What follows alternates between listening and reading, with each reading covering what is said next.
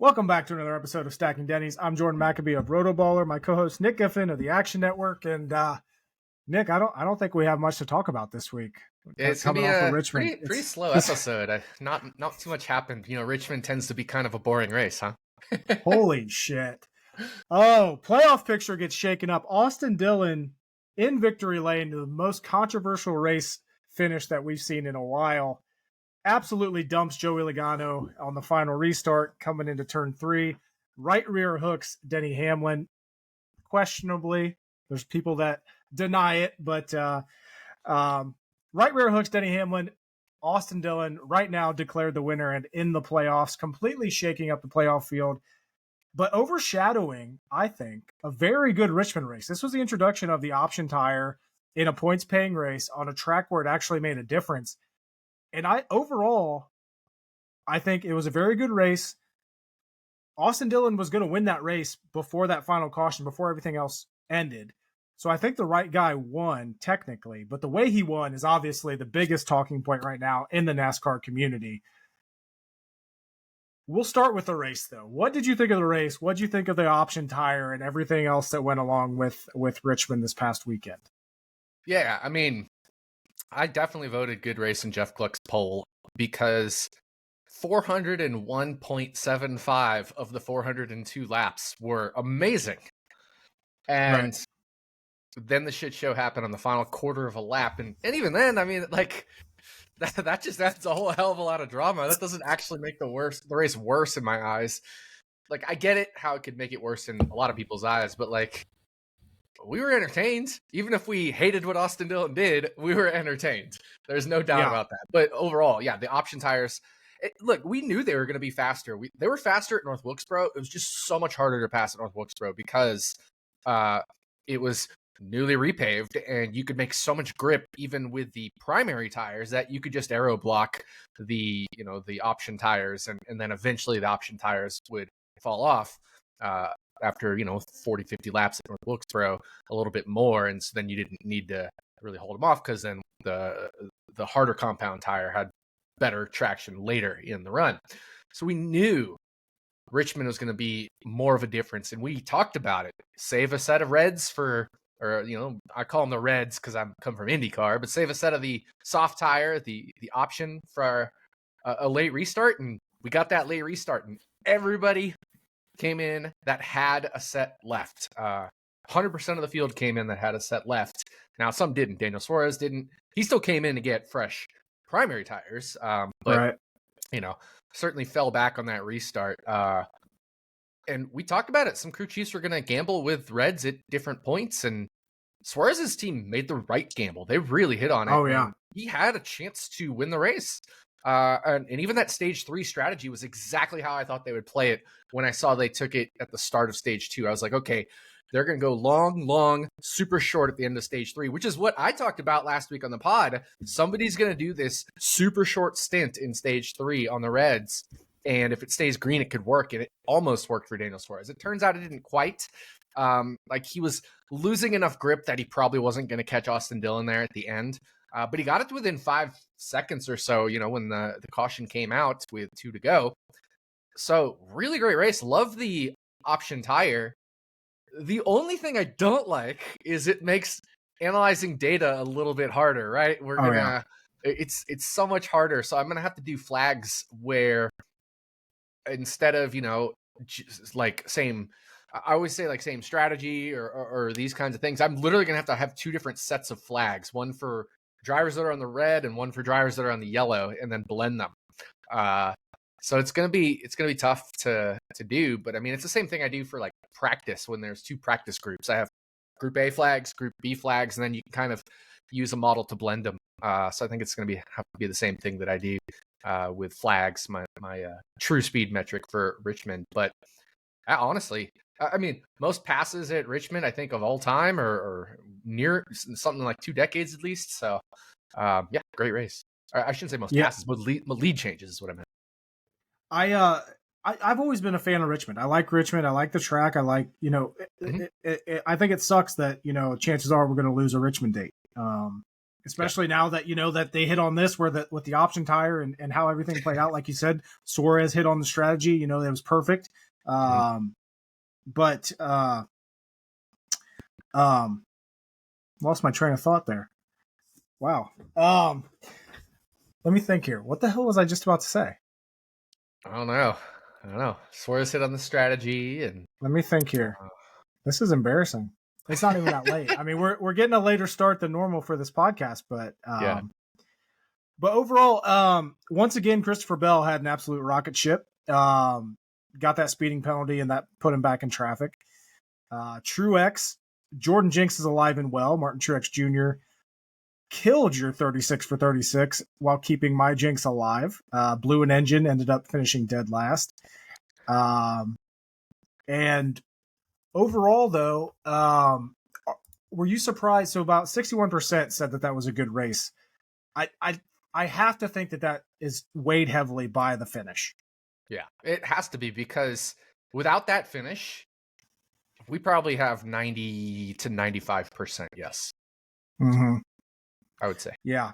And like I said, like Austin Dillon, maybe on the lower side of that, just simply because we didn't have a caution until 2 to go outside of the stages. Mm-hmm. But heck, because people love their wrecks, they love drama, they love all that stuff.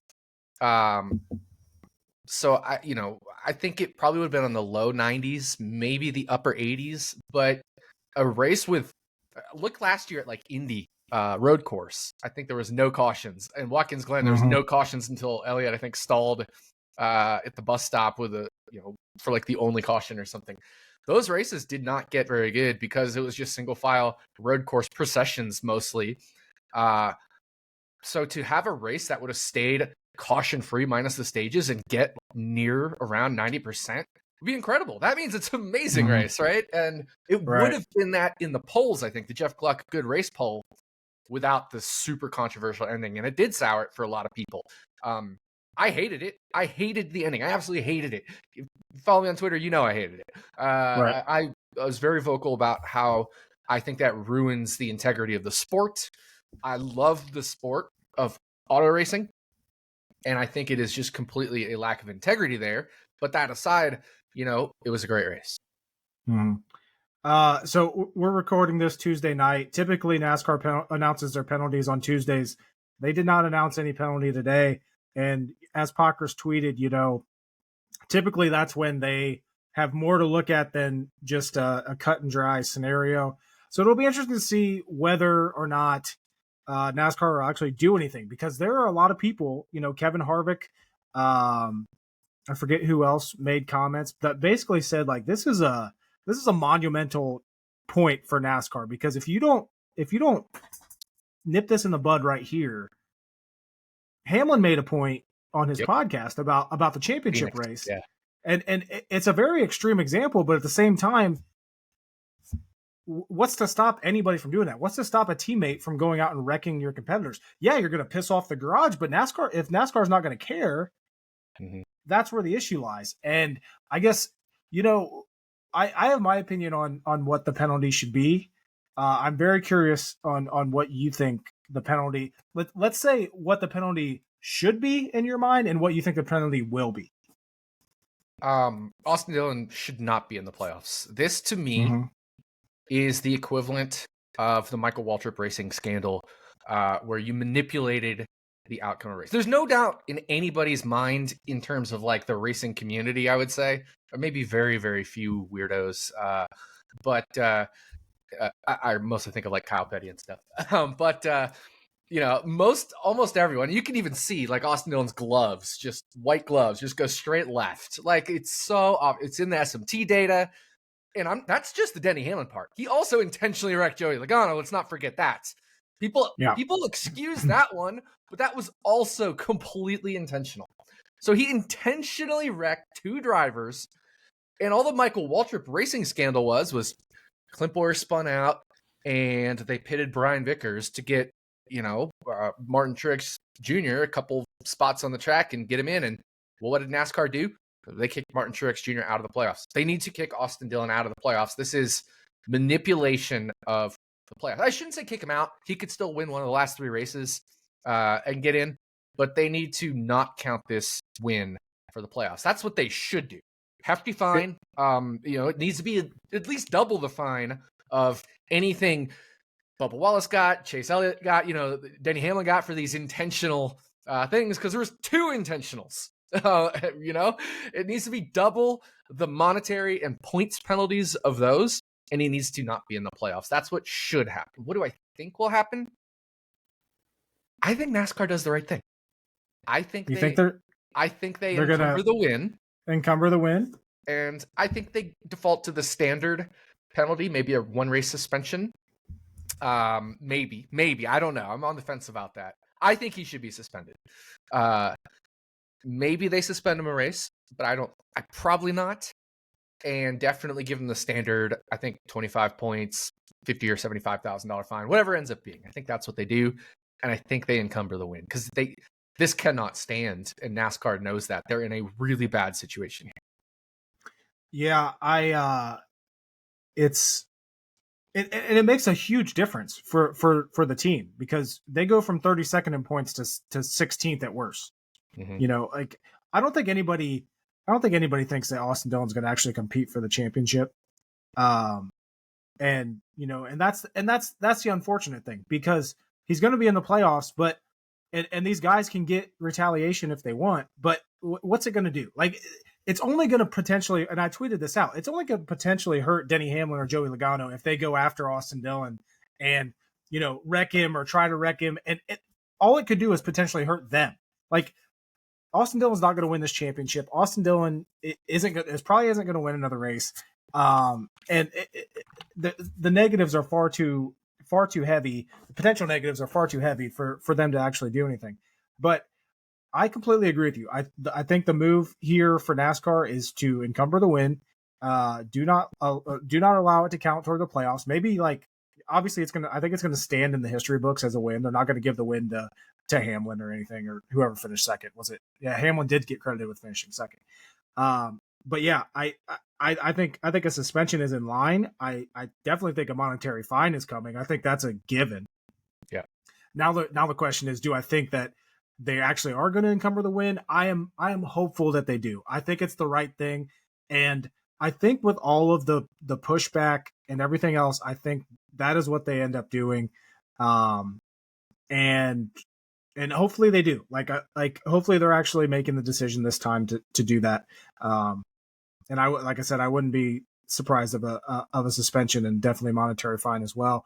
Obviously, I think we're both on the same page. Joey Logano is going to get a hefty fine for his actions on pit road, which I mean, absolutely should. I don't know. That's got to be at least 50,000. At least there's no points penalty. It wasn't a racing infraction. It's not anything like that.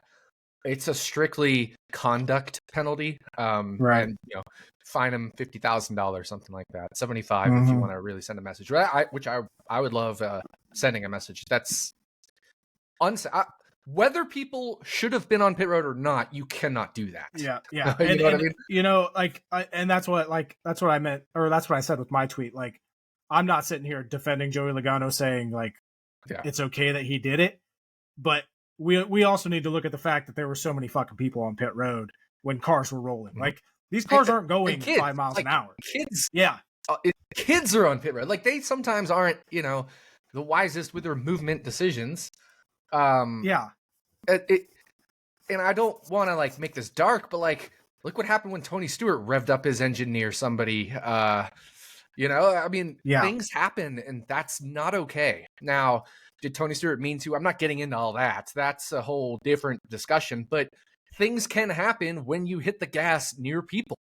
Right. Yeah. You can easily lose control. I mean, it's these guys are professionals, but they can lose control. Yep. And I mean, the official that was, irate at Logano after he did it was absolutely correct in doing so. Yeah. I don't think I've heard, I'm kind of surprised that we haven't heard an apology from Logano for that, for doing that. Yeah. No, me too.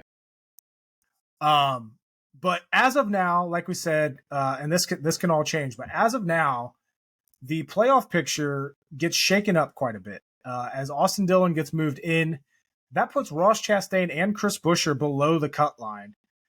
Bubba Wallace is in by 3 points. Ty Gibbs has an 18-point cushion over the cut. And Truex, after his last place finish, now is only 78 points above the cut line. But like I said, this really heats things up if this win stands between Bubba Wallace, Ross Chastain, and Chris Buescher. Like I said, there's 3 points for one spot. And I mean, one bad race out of Ty Gibbs, and he's right there on the cut line too. So from a drama perspective, I kind of hope that they keep Austin Dillon in the playoffs. From a doing the right thing, they need to kick him out. But this, you couldn't ask for a better scenario heading into the final 3 races of the season, especially with one of them being Daytona. And not to mention, we've seen people have issues at Michigan. Like the last, I think, 2 races here, like the 2 next-gen races here, there's only been an average of 21 and a half cars that end up on the lead lap at the end of the race. Like, we have seen issues come up in Michigan with contenders, with the front runners. So this makes things very crazy. And once again, like I said last week, I'm very happy with that I was able to cash out that Ross Chastain to make the playoffs bet, because I would be so mad right now if I still had that ticket. Here's an interesting thing. And remember, there was a couple times where you were kind of counting Ty Gibbs as relatively safe, and I was like, no, nobody's safe. But you know, and this goes to Austin Dillon as well, and this is something we're gonna have to talk about. I'm sure we will. But I saw a tweet. I wish I could credit you. I didn't think I was gonna bring this tweet up on the podcast. So I didn't think to like mark it down or bookmark it or anything like that. But I saw a tweet. Don't know who it was by, but it said something like to the effect of, Ty Gibbs lost 75 points to the cut line over the last 7 races. Chris Buescher lost 78 points to the cut line over the last whatever races. Ross Chastain lost 70, over the last 6, 7, whatever races. Austin Dillon gained 238 points on the cut line in 1 race. Oh my God. But that's funny. That's what I'm saying though. These things can happen. You could be 70, 80 points to the good, lose 70, 80 points to the cut line in 6, 7, 8 races. Truex isn't safe right now. Let's be real. Truex is not safe. He's not. I mean, we'd like to think he is with 78 points, but he's not. If he blows another engine, has a crash at Daytona, and we get 2 new winners. You just look at his performance. I want to say he has like 1 top 10 over the last like 10 races. Yeah, since Darlington, he has 2 top 10s. That's 1, 2, 3, 4, 5, 6, 7, 8, 9, 10, 11 races. Yep. 2 top 10s, and only 4 finishes inside the top 15. Everything else, I shouldn't say top 15. I should say 4 finishes inside the top 23. Everything else is 24th or worse. Yeah. It's, and then we still got Daytona. Man, this is nuts. But switching gears here for a second, also getting lost in all of this is the regular season points championship is heating up quite a bit. Kyle Larson still the leader. Tyler Reddick now second, 5 points behind. Chase Elliott 6 points behind. Tyler Reddick would be second in points. I'm starting to think. Okay, here's the question: is Tyler Reddick a legitimate championship contender? Absolutely. I know people got him 16-1 over the break. I was going to take that 16-1. It moved before I got it. I think it was down to 10 by the time I looked, but I loved Tyler Reddick 16-1 to win the championship over the break. I just didn't have a chance to go grab it. Yeah, he's absolutely a championship contender, especially with how good he is at Phoenix. And this is the quietest. Like I don't think it's. I would argue to say he's had the best season this year. He only has 1 win, but he's leading the series in top 5s. He's leading the series in top 10s by a good margin. He has 16. Next closest is Christopher Bell with 13. He has 6 straight finishes of 6th or better, including 4 of those as top 3 finishes. Yeah. He's on fire. He's on an absolute tear right now. And when you look at the playoffs, we got Homestead in there. He can definitely win Homestead. He can win Phoenix. He can, like, this is setting up. Yeah, he can definitely win the Roval. He can win the Glen. It's setting up nicely for Tyler Reddick. The first round will probably be the hardest for him, and here's the funny thing. That's probably the round that, has the most leeway. So, right? Yeah. The rounds get better and better for him. It's crazy. Mm-hmm. So yeah, Tyler Reddick, a very legitimate championship contender. So honestly, I wouldn't be surprised if I could think of him as the favorite. Now I don't, but I can get there in my head where I can see an avenue where I think he could be the favorite. So here's the thing with Reddick. Since the All-Star break, which was in the middle of May, he has one finish worse than 8th. Mm-hmm. And it was Iowa where he finished 22nd, and I don't remember what happened there, but I'm sure he ran into an issue because he qualified 8th in that race. Yeah, I don't quite remember either. I haven't looked around to see the odds, but where would he have to be for you to bet him now?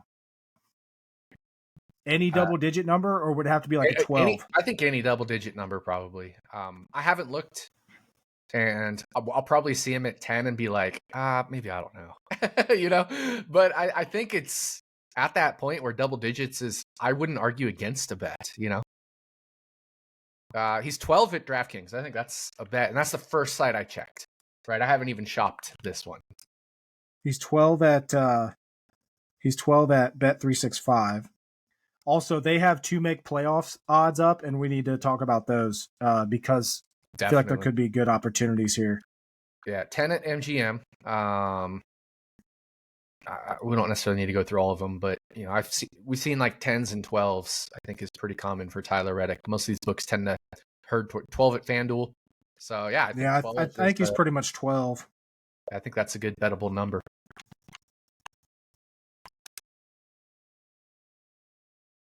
Yeah, I could get behind 12. I'd say anything longer than that, it's almost like a must bet. Yeah, I agree with that. I'm going to check Circa real quick because I always like to see where they are in reference because they do tend to be a little bit on the sharper side. So looking at Circa, Tyler Reddick, 10-1. Mm-hmm. Yeah, I think I'd take a 12. Like the way they've been performing right now, I'd definitely take Tyler Reddick over William Byron, and William Byron's 9.5 at Circa. 9 at ESPN, which is the one I have up in front of me now.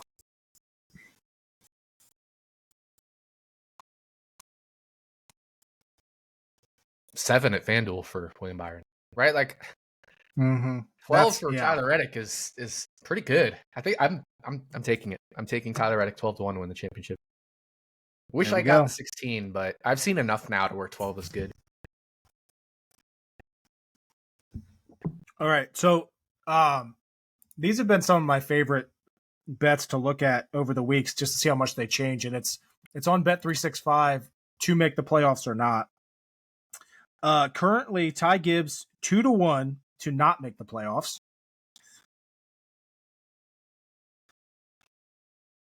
Interesting.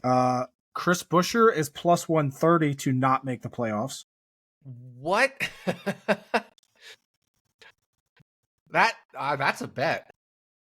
Ross Chastain. Look, between Bubba, Buescher, Gibbs, and Ross, at most.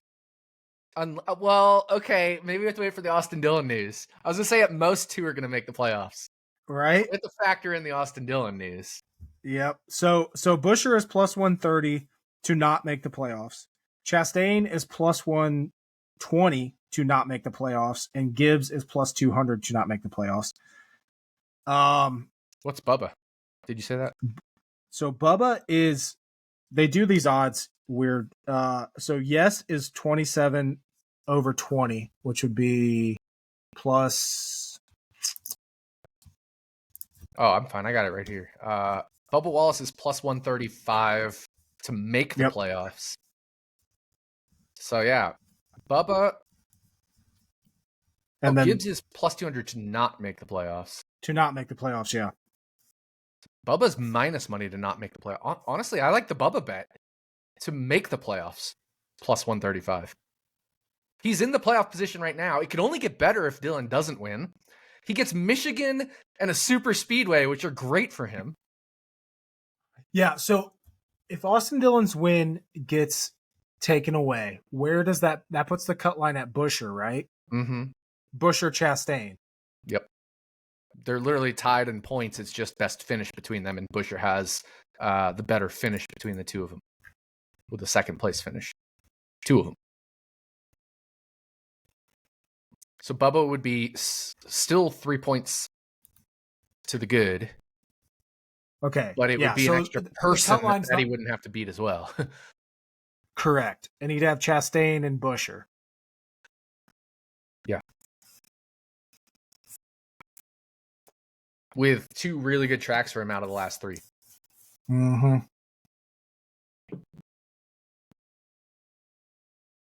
Interesting. And I need to look it up, but I don't think Chris Buescher has been the best at Darlington over the years. He did finish third last year, but I think like his longer term track record hasn't been great at Darlington. It's been okay. He had a 10th and a 3rd last year. He had a 9th in the year, 2 9ths in the year before the next gen started. So I take that back. Buescher's been okay at Darlington. I just don't think of him as like a top contender at Darlington. Now, definitely don't think of Bubba as a top contender at Darlington either, but Ross, really good at Darlington. Honestly, all three of these races are really good for Ross. Yeah, I'm on the Ross Chastain train, and I know you are too here at Michigan this week.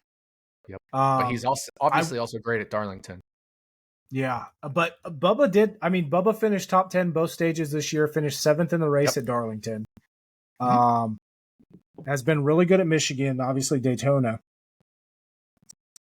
Man, this is gonna be fucking fun to watch. Yeah. Because I do think a lot of people are sleeping on Ross Chastain this week at Michigan. Not us. Not us. But yeah, literally the first bet I made was Ross.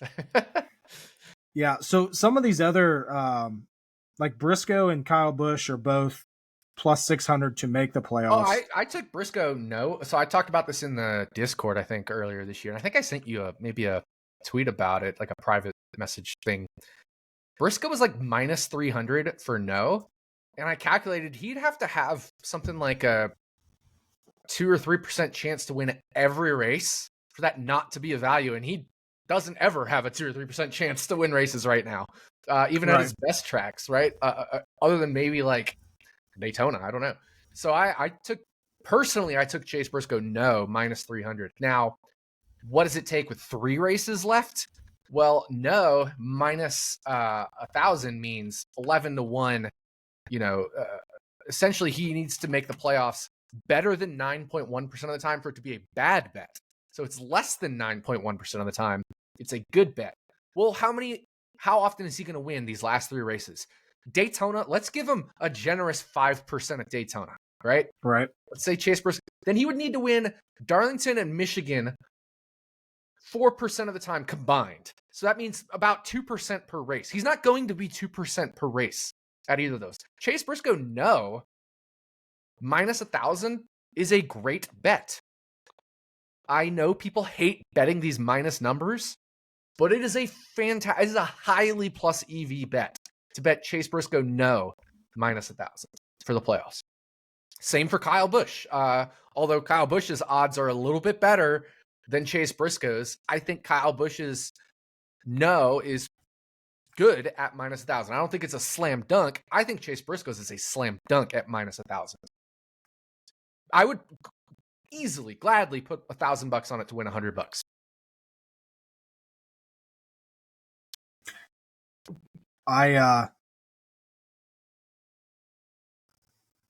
So I agree with you. And I honestly, I'm thinking about doing it.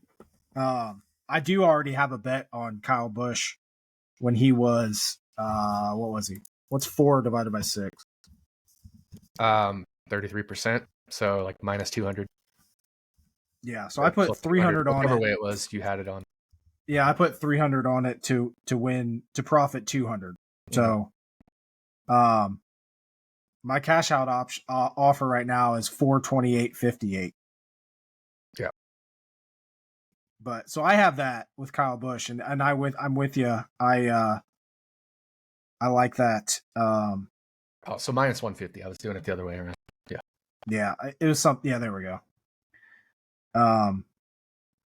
But yeah, this type of stuff is fun. But obviously, like, if you think Kyle Busch or Briscoe is going to win, just bet them outright, right? Because that's the only way they get in. Not these 6-1 yeses. I love just this minus 1,000 no. The 10-1 against making the playoffs, or I should say 1-10 against making the playoffs. I absolutely love it. I'm 100% betting it. This is just like last week when we were betting Blaney no. By the way, 2,000. Going back to Richmond for a second. Once again, reminder: Ryan Blaney isn't fucking good at Richmond, and the number of people that were still betting Ryan Blaney last week, it was crazy. It's baffling to me. He's the one not thing good. I will say, he looked really good on the Reds. The problem was he was going to wear out those Reds so bad because he's not good at managing tires. He's great when he has grip. He's terrible when he doesn't have grip. And when those things start, and we didn't quite hit the point for him, when those things would have started to fall off, he would have fallen off. But he looked really good on the Reds, honestly. But normal Richmond, where you have to manage him even more and you have less grip already to begin with, not good. Ryan Blaney's just not good at Richmond. He's just not good at Richmond. And the only time I'm ever going to be concerned about Ryan Blaney proving me wrong and being good at Richmond is when he wins the pole and he starts up front with like he did one time. But even then, he fell back tonight. So Ryan Blaney, 0 stage points in the race, finished 11th, started 11th. Typical Ryan Blaney at Richmond. Truex, who finished dead last, still had a better driver rating than Ryan Blaney. Yeah. Just and FYI. Ryan Blaney does pick up his second head-to-head win in the last 17 Richmond races against Joey Logano. Only because Austin Dillon dumped the shit out of Joey Logano. Yeah. That's what sucks is like my official tracking of bets for the year. It looked like a bloodbath last week at Richmond. If you were, if you listened and you were able to hedge, because FanDuel begging people to put money on Blaney over Logano the one morning had that plus 390, which you bet it right and you're guaranteeing yourself to make money. But yeah, like exact same scenario.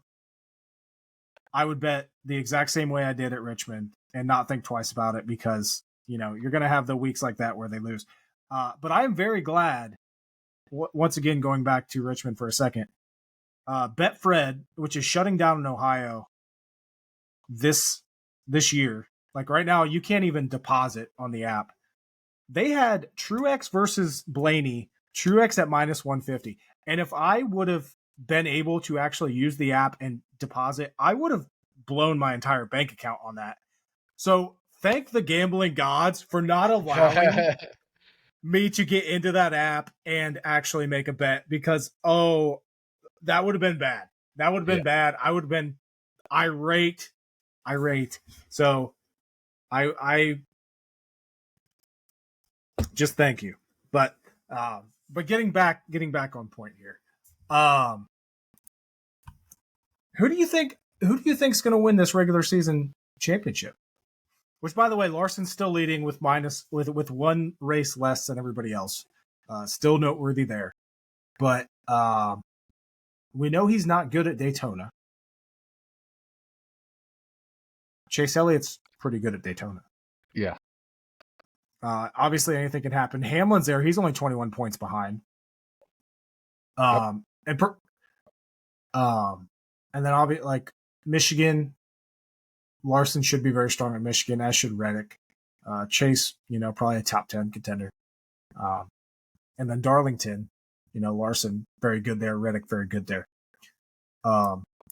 Who's your pick to win the regular season championship, though? Yeah, it's a tough one. I really like Darlington for Larson, obviously, and Reddick. A little less so Chase Elliott, but still good. And obviously, I like it for Denny Hamlin. So bump down Chase Elliott there. Daytona, though, bump Chase Elliott up. Hamlin up. Reddick pretty neutral. Larson a little down. And then Michigan, I like Larson, Reddick, and Hamlin a little more than Chase Elliott. So I'm going to say not Chase Elliott. all three are really good for Denny Hamlin, and I think Reddick has 2 neutrals and a plus. Or sorry, 2 pluses and a neutral. And Larson has 2 pluses and a slight minus. So I'm going to say Kyle Larson does not win the regular season championship, and it's not going to be Chase Elliott. By virtue of that, just because Tyler Reddick has enough of a points lead over Denny Hamlin, I'm going to say Tyler Reddick. But I don't feel great about it. I think it's going to be who survives Daytona. Yeah, I agree. I think that's what it's ultimately going to come down to. But once again, though, I have to give credit to Tyler Reddick and Chase Elliott for that matter, because they're right there with Larson. They have Reddick has 160 stage points. Elliott has 149. Larson, on the other hand, has 225. Hamlin has 220. Mm-hmm. So those are massive differences in numbers, and they're still up there. And Blaney's sitting there 5th in points with only 167 stage points. Yeah.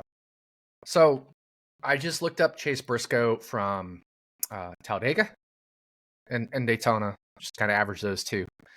I looked up Chase Briscoe Darlington earlier this year. I looked up Chase Briscoe from Michigan last year and the most recent intermediate, like standard intermediate, which was the 600. And, took those as 3 individual races. So averaging Talladega and Daytona as 1 race, averaging Michigan last year and Charlotte as 1 race, and then Darlington earlier this year as 1 race. Getting less than 5% for Chase Briscoe to win a race, and he, need 9.1% for it to be a bad bet. So I'm showing like really mega value on that minus 1,000. And that's just from earlier this year. I don't think our priors have changed that much. Chase Briscoe hasn't like suddenly caught fire or something. Right. This amazing, driver equipment, all that. Yeah. It's also, you can, if you don't want to bet the minus 1,000, you can parlay it with other stuff. Yep. If you have another sports bet that you like, just add that in, and it's going to give you a little bit better odds. Yep. But anything else on the playoff picture for you? No, I mean it's pretty straightforward. Unless Austin Dillon gets his win taken away, then even then it's still straightforward. It's just one more of Chastain, Buescher, Bubba, Gibbs gets in. Yeah, and plus we still have Daytona, and obviously, we still have Michigan and Darlington. Like heading into Richmond, even my 36 pick was Austin Dillon, which how the hell I pulled that out of my ass is... Dude, how is it where I take Austin Dillon at Richmond and he sucks all race, literally is terrible. You pick Austin Dillon and he wins. Like, that's the kind of year I've been having. And then you take Truex, who has been amazing at Richmond, and he finishes dead last. Literally dead last, yeah. I have to credit my pick to win jinx on that though. Yeah, that was maybe a misguided moment there by me going against the Jordan jinx. Man. It's just been that kind of year with a lot of my stuff. And I will say I did have a bad pick to win for the first time in a while, I would guess. My picks to win have been pretty good this year. But Keselowski definitely did not show up. I'm very surprised by that, actually. Buescher looked good until he had his pit road issue. Yep. But Keselowski was lost all weekend. Very surprising. That team has they've been kind of lost recently, I feel like. They grabbed a win, got second at Charlotte, third at Gateway, and then have kind of faded, yeah. Well, to be fair, almost won Indy. True. Yeah. Thanks to fuel, but yeah. But we are on from talking about the playoffs. We are now on to whine about it, which there's plenty of shit to whine about. But I'm going to let you go first. Presented by Luvabella Winery, always. Yeah. Well. And the Brew Kettle, which I was going to say. We both have beers from the Brew Kettle. What's this called? Local Lager. From Brew Kettle. There we go. We're both drinking the same beer. I've been drinking it all episode. And I'm curious to see. I think you're really going to like this beer. This is a Ohio hoppy lager, 5% alcohol by volume, 20 IBUs, which is international like bitter units or something. So let's give it the old. If I can do that. Oh my god! All right. One complaint about this: I can't get my thumbnail or fingernail under there. There we go. Got it. Got it. All right. So let's try this Brew Kettle local lager.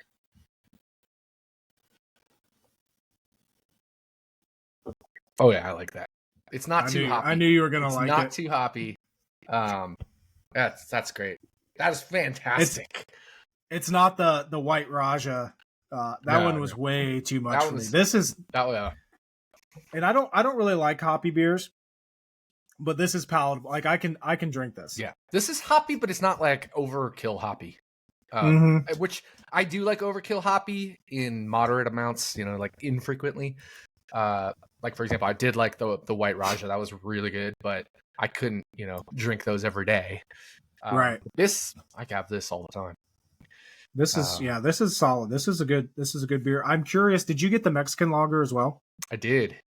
Yeah, I'm very curious to try that. Yeah, as a Tecate fan, right? Yep, exactly.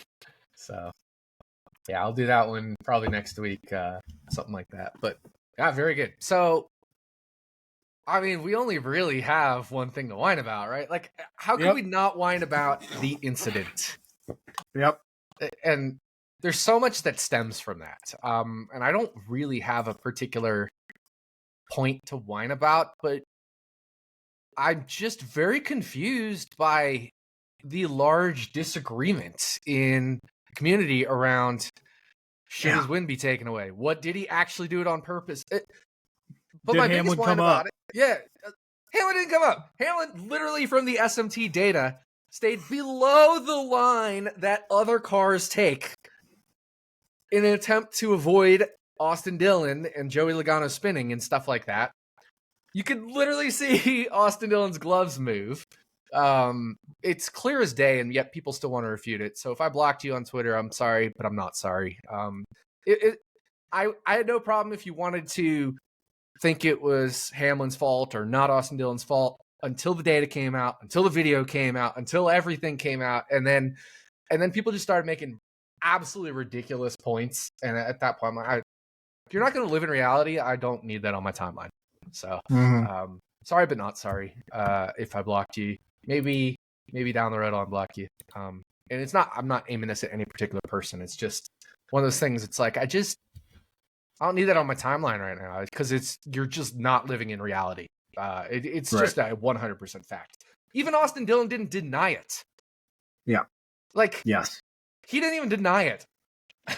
My body took over. I reacted, right? Those were his statements, and he's never said, I didn't mean to hit him. Never, not once. He knows he can't admit it because of the Hamlin and Chastain thing. Yeah, exactly. And like, it's crazy. Obviously, he can't say he did it on purpose, even though he actually did say he meant to hit Joey Logano. I know he's claiming he didn't mean to wreck him. He meant to hit him and move him, right? And took it a little too far. But we all know all of it's intentional. Like 100% all of it's intentional. He did what he had to do. Yeah, which is the spotter communication. Do whatever you got to do. Wreck him. And I know you think maybe it didn't sound like wreck him, but they admitted it was wreck him. The spotter admitted it. I don't think the second one was. I'm Austin pretty sure I heard even it on the first. The spotter said that, Yeah, I think the first one was, but the second one I didn't hear because people were saying that he said it twice. So I only heard one. People were saying that was my point. People were saying that he said it twice, and I didn't hear that. It was wreck him. But the one time it was wreck him, and they've all admitted it. Like, so it's all there. Like, it's 100% all there. People that are denying it are just making up a weird conspiracy theory in their head. Yeah. And I'm all for a good conspiracy theory, right? Like, I'm not a conspiracy theory guy myself. I tend not to believe conspiracy theories, but every once in a while, there's a good one I might think once or twice about, But this isn't one of those. This is blatant. And it's horrible for the sport.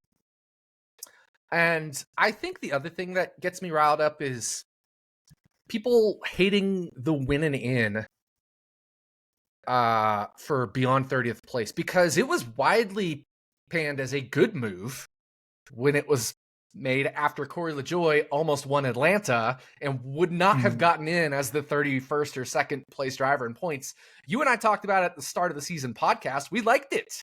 That was a great move. And now people are like, we don't want that. But it was widely panned as a good move at the time. I think maybe since everybody's soured on Corey LaJoie since then, maybe that's why everybody hates it. Maybe because it's specifically Austin Dillon. What if it was Todd Gilliland in 32nd? Everybody loved him. I think it all depends on what your opinion of the driver that was 32nd in points is.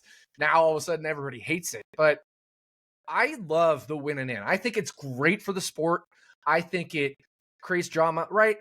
Let's be real. If you take away a playoff spot from Ross Chastain or Chris Buescher, they're almost surely not winning the championship anyway. When was the last time the 15th or 16th place driver in points won the championship in the playoffs? Never. So, it's the thing is, though, with those two, they've been so good at Richmond that they actually could. If they would make it to Richmond or Phoenix, that's what I mean.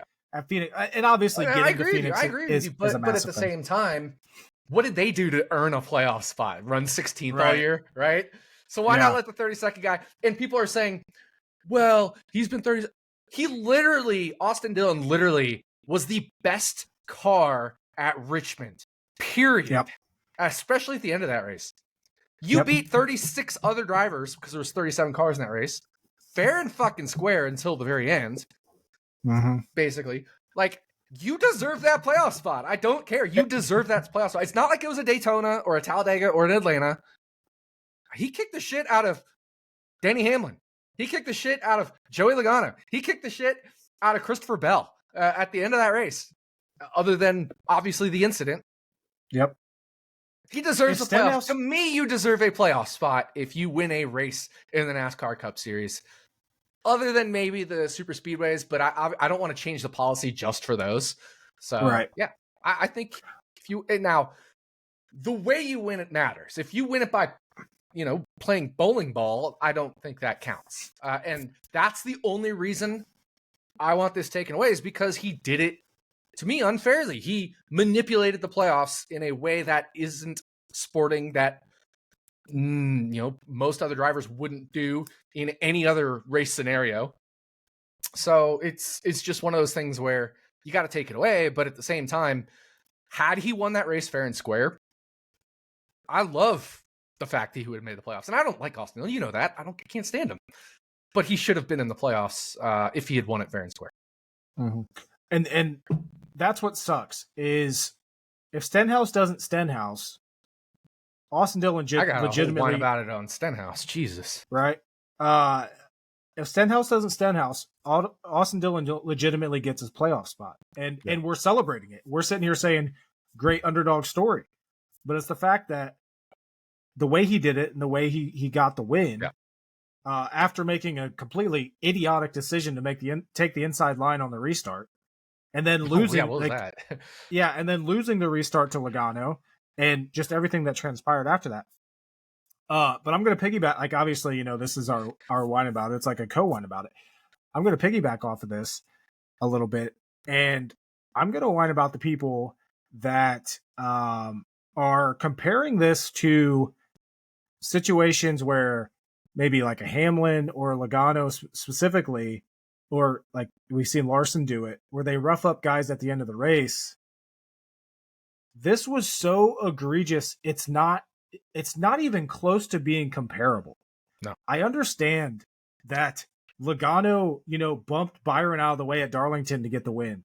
I understand that happened. That is not anywhere near the same thing as what Austin Dillon did. Correct. And the people that are unable to see the differences in those two situations concerns the fuck out of me, because they are so different. Like, these are not close, and you cannot sit there and compare both of them and say, well, they did this, or Larson put him in the wall for the win once. It is completely different. Different. And Joey Logano even himself said, I love a good bump and run. I do it myself. This wasn't a bump and run. This was a dump, a flat out dump. There was no intention of a bump and run. that was, we talk about video game moves after Chastain's thing at Martinsville last year and everything else. Yeah. What Austin Dillon did to Logano was a video game move. He just didn't touch the brakes. He just fucking, if you were playing a video game, he just kept going. There's a really good breakdown by a couple crew chiefs, I think it was on Twitter I saw earlier. It's like a 4-minute breakdown, and they show coming down the backstretch before turns 3 and 4 on the final lap, Austin Dillon was closer to Denny Hamlin than he was to Joey Logano. That's how far in he had to send it to get to Joey Logano's bumper. He literally video game moved it, to your point here. And when you look at the yaw, which is basically like how you're turning, so if you're watching on YouTube, it's like your turn angle. Joey Logano's front tires are closer to the yellow line than his rear tires, so he's turning left. Austin Dillon's front tires, compared to his rear tires, are further away from the yellow line, means he's going straight because he couldn't make the corner because he carried so much speed because he wasn't braking. I mean, he literally was just gonna intentionally plow through Joey Logano. That was his only intent there. And where that differs, to your point, to your piggyback and whine about all that, when Joey Logano gave the bump and run to Martin Truex Jr. at Martinsville, he was turning. He gave him a little bump, but they were both turning. It was just, one of those things. You bump him, move him up the track a little bit. Truex tried to retaliate, ended up screwing himself up and hitting the wall. And Joey Logano ended up winning that race. Look, same thing with Byron, at Darlington. There was, it was a little payback for Joey Logano, but at the same time, he still bumped and ran. It was close to wreck and run, but you can very much tell it was within the spirit of racing, this just had, and I didn't like the Joey Logano move. I love bumper runs. I didn't like it because he didn't give Byron a chance, I would say, but it's still different from it being like an egregious, blatant, just wipeout. So yeah, I agree with you. And like I said, people unable to see the differences. It's unfortunate because these are so, like, take any emotion out of this. Like, I don't like Austin Dillon, but if this was my favorite driver that did this, I'd say the exact same thing. Yeah, this 100%. Was so bad. Not to mention, and I forgot to bring this up earlier, another reason that I think that Austin Dillon deserves suspension and this win get taken away or encumbered. Did you hear the radio transmission after the dumps? Did you hear Hamlin? He sounded like he was crying. Like, I would be concerned if I was Hamlin because he had shoulder surgery. He said he blew his shoulder out in that wreck, like getting turned into the wall. I'd be. That's something to keep an eye on this week as well, whether they're still paying there. But he legitimately sounded like he was crying. Like, that's how hard of a hit that was. Yeah. For him into that wall, you gotta think how people fast are they're acting actually like going. A 90-mile-an-hour hit is nothing, or 98-mile-an-hour hit. Right. Imagine if you were driving down the highway and you hit something at 98 miles an hour, right? Like, that's faster than I've ever driven. I've never driven 98. I can 100% honestly say that. I've never driven 98. That's probably 13 miles an hour faster than I've ever driven. I can't imagine wrecking at 85 miles an hour, even with my seatbelt, my airbags, all that stuff. Hamlin just hit faster than that. Now, I understand there's a lot of safety, but you're still taking a fucking beating. Yeah. You're still taking a fucking beating when you hit the wall at 100 miles an hour, 95 miles an hour. I don't care what car, what safety equipment, that hurts. And especially if you already have a pre-existing injury. It doesn't feel good. Right. Yeah. And that's another thing. Like, yeah, it's Richmond. We say short tracks are different from, mile and a half, 2 miles, whatever, super speedways, because you're going slower. We've seen injuries at short tracks. Yep. In the next car. Yeah. Yep. Like, it's not out of this world. I mean, you're still going fast. When you're going fast, things can happen. The laws of physics are still the laws of physics. Exactly. But that's going to wrap up whine about it as usual. I got to whine about Ricky Stenhouse Jr. here. Okay. Yeah. I forgot. I was kind of invested in Ricky Stenhouse Jr. Wrote him up in DFS and stuff like that. So was really keeping an eye. I technically wrote a Priest, but I said I would like Stenhouse as well. You kind of mix and match Priest and Stenhouse. I said the exact same thing. Stenhouse was good. Stenhouse kept driving through the damn field. They had great strategy. They had that extra set of reds. And he's lapping Ryan Preece. Stenhouse had gotten fresher tires. You remember he passed the leaders because he was on fresher tires. He ran that like go longer on stint 2 and try to shorten that final stint up. So he passed the leaders. He literally passed Austin Dillon, Joey Logano, Denny Hamlin, all those guys on track to get back on the lead lap. He's running a great race and loses his brain trying to lap Ryan Preece. For what reason? With 2 to go. Why? It gained you 0. Even if you passed him or stayed behind him, it changed nothing. You were lapping Ryan Preece. What are you doing, Ricky Stenhouse Jr.? You drove such a great race for 398 laps. And luckily for him, I mean, it got the heat off of him because of how the rest of the race, like nobody's talking about Stenhouse and his stupid ass, causing issues.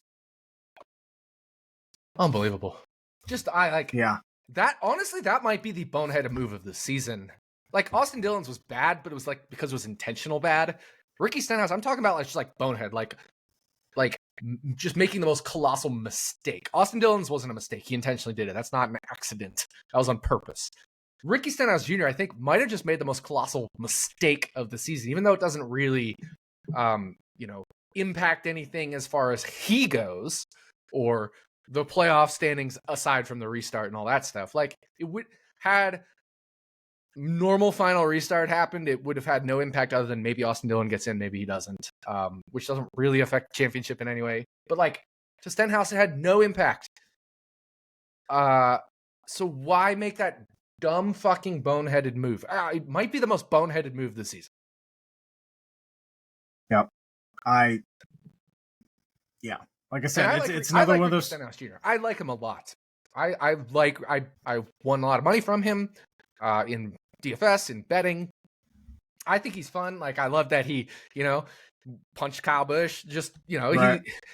He seems like a fun guy. I like Ricky Stenhouse Jr. What he did was dumb. Just dumb.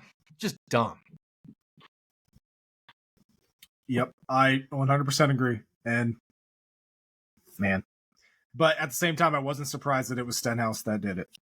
I don't think anybody's surprised by that. Right. But it's funny because he's been so good lately with not getting into that stuff. Like the last year and a half, he's gone from wrecky to not wrecky until that. Yep. Like everybody gets in wrecks, but I can't remember the last time I was like, that's because of wrecky. It's probably been a year and a half, and this was it. Yeah. Yeah, even the Kyle Busch thing wasn't his fault. No, not at all. Some of these other wrecks haven't been his fault. He either blew a tire, got caught up in somebody else's mess, that kind of stuff. But anyway, that wraps up line about it. Yep. As always, presented by Luvabella Winery and the Brew Kettle. Make sure you check out local lager. Very, very good beer. And I don't like hoppy beer, so delicious. I love it. I think it's so good. But we're on to Michigan FireKeepers Casino 400. Hold on. Once a year stop. One more wine about it. I just got an email from DraftKings. We're writing in regards to the bets you placed in this past weekend's golf tournament. I've never bet golf in my life. I've seen other people have that. I just saw somebody else post it on Twitter as well. Fix your shit, DraftKings. I've literally never bet golf in my life. I wonder if they probably just, I think I got it too. Yeah. How'd your golf bet go?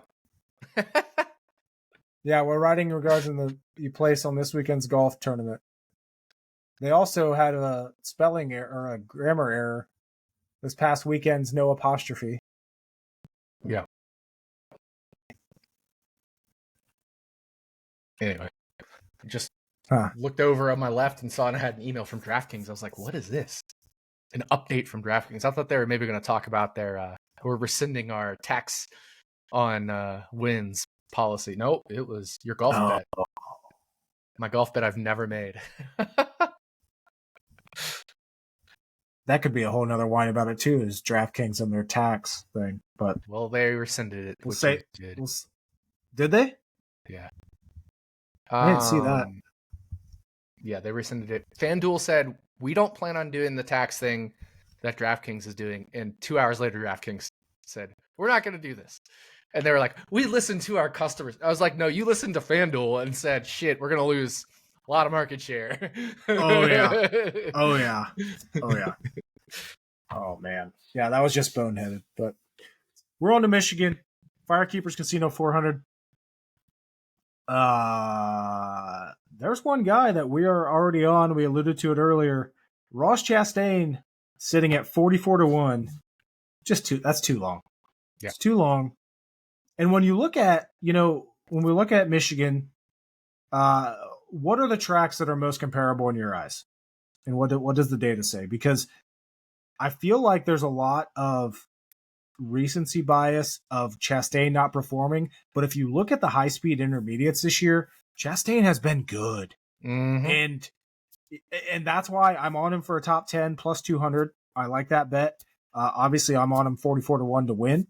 But what would you consider the most comparable tracks to Michigan, since, Auto Club's the other 2 mile track. We don't race there anymore. It's also more abrasive than Michigan. Yeah. I like looking at Pocono from a high horsepower perspective when it comes to comparable tracks.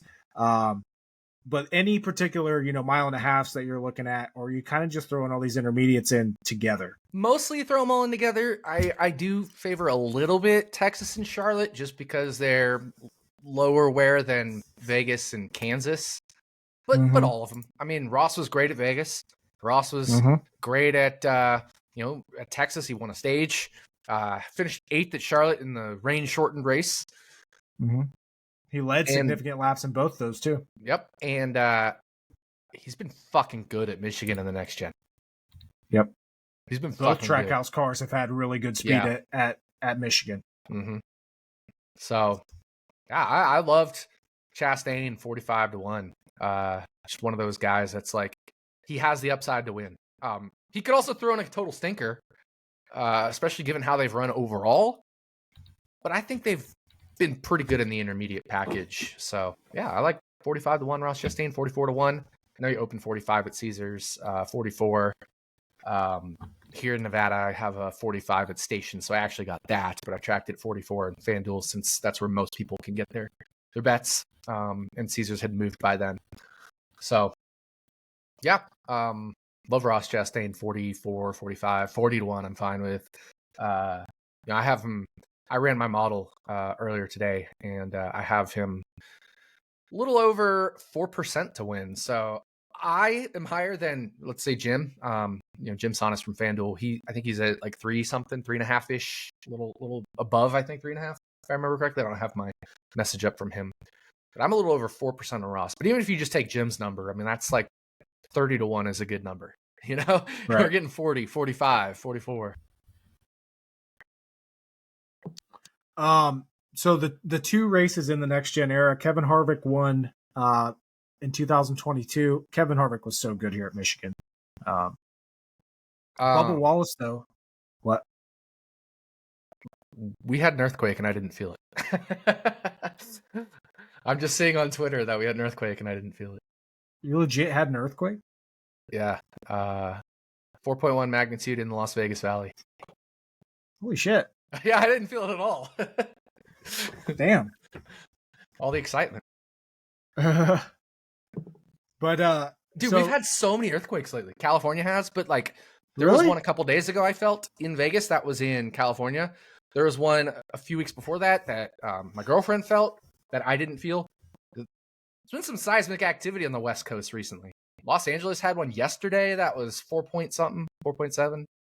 There was a 5.something recently in California. There's a lot of seismic activity out here lately. Are they common? Like, is this? They're common, but they're not this common. I felt maybe 3 or 4 quakes in Vegas, over 8 years that I've lived here. But I didn't feel this one. Interesting. Yeah. Sorry, just wild shit. Like, what the? Because I'm perusing Twitter for random storylines related to NASCAR, and on my For You pops up earthquake in the Las Vegas Valley. Didn't feel it at all. Huh. Funny. But okay, Michigan 2022, Kevin Harvick won. Bubba Wallace was on the pole, finished second. Last year, Chris Buescher went to victory lane. So we look at the two guys right now, three guys fighting within 3 points of each other. Bubba finished second here 2 years ago. Buescher won last year, and Chastain's been really good at Michigan. This is setting up to be a very interesting race. Not to mention, we got Ty Gibbs. He finished 11th here last year. Mm-hmm. We never know when he's going to show up or disappoint. But in the next gen era, let's see. It's been the only people with top tens in both races are Logano, I believe. No, Blaney. Harvick, obviously.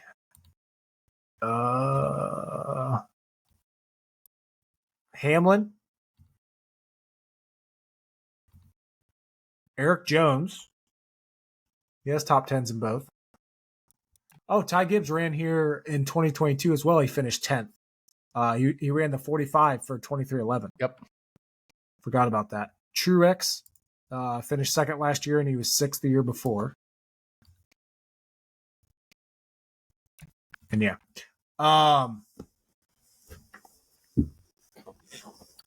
Looking at the opening odds this week, though, I honestly haven't paid a ton of attention to them. So favorite according to sports books right now, opening odds, Denny Hamlin, followed by Larson, Blaney, Reddick, Keselowski. Bell is up there, sitting at 10-1. Truex is there at 10-1. And then it drops back down to like Chase Elliott at 16-1, Logano 16-1, Byron 16-1, 20-1. As we mentioned, Chastain, we like him. We bet him at 44-1. You can still get him at Bet Rivers right now at 40. He has since moved on FanDuel down to 30.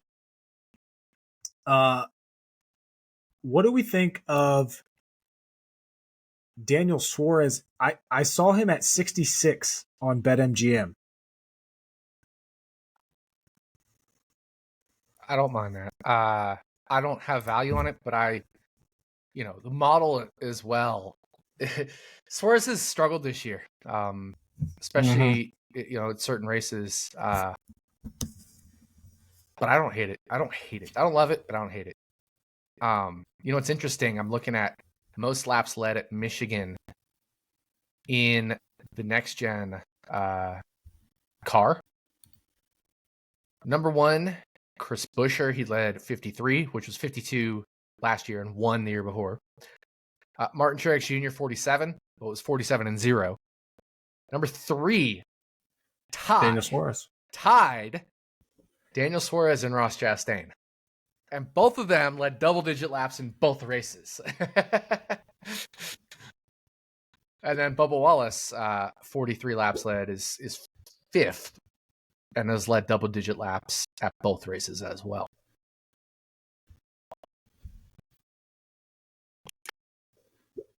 Yeah, this is, and the not frustrating thing, but the interesting thing with Michigan is we only stop here once a year. So, I mean, we haven't been here in a full year. A lot can change over a year, but as I always say, the more things change, the more they stay the same with this next gen car. I don't think there are going to be any surprises this week. I think we know who's going to be good. And while there are some long shots, like we said, Chastain, I think that's more of a long shot bet based on not the possibility of a long shot winning, but books over or putting too long of odds out there that it's just one of those where you have to bet. Here's the thing. Let's go back to Suarez here, because we know after he got his win, he mentioned at one point they'd been trying things, testing a little bit. Yep. And last several races, he's been better. He's been obviously good. Not amazing, but he has 4 straight finishes of 16th or better. And out of the last 10 races, he has 6. Or I should say, sorry. Out of the last 8 races, he has 6 finishes of 16th or better, including 3 top 10s. So, that's pretty good. He was obviously really good at Richmond, had a nice strategy, but was still fast even on when he was on the same strategy. He was able to hold his position. I mean, he had one of the best cars at Richmond, honestly. He had one of the best cars. He was really good in practice, remember? He didn't qualify well, but he was really good in practice. If that team has stopped testing, and especially knowing they're coming to Michigan, where they've been really good the last couple of years, maybe you just bet on Trackhouse to win. Instead of, if you haven't bet Ross yet, for example, maybe you go over to Bet365 or Caesars, one of those books that has bets on winning teams. Team of race winner, Trackhouse, is 25-1 at Bet365. I haven't looked at some of these other places, but I bet you can find a pretty good odds on their team bet if you haven't bet Ross yet. So, yeah, something to keep in mind. I'm interested. BetMGM has Suarez at plus 275 for a top 10. Ooh, I like that. I say I like Chastain at plus 200. I think I like Suarez at plus 275. Yeah, as well. Yeah, I agree. You can bet both of them, and probably one of them is going to hit, right? If not both.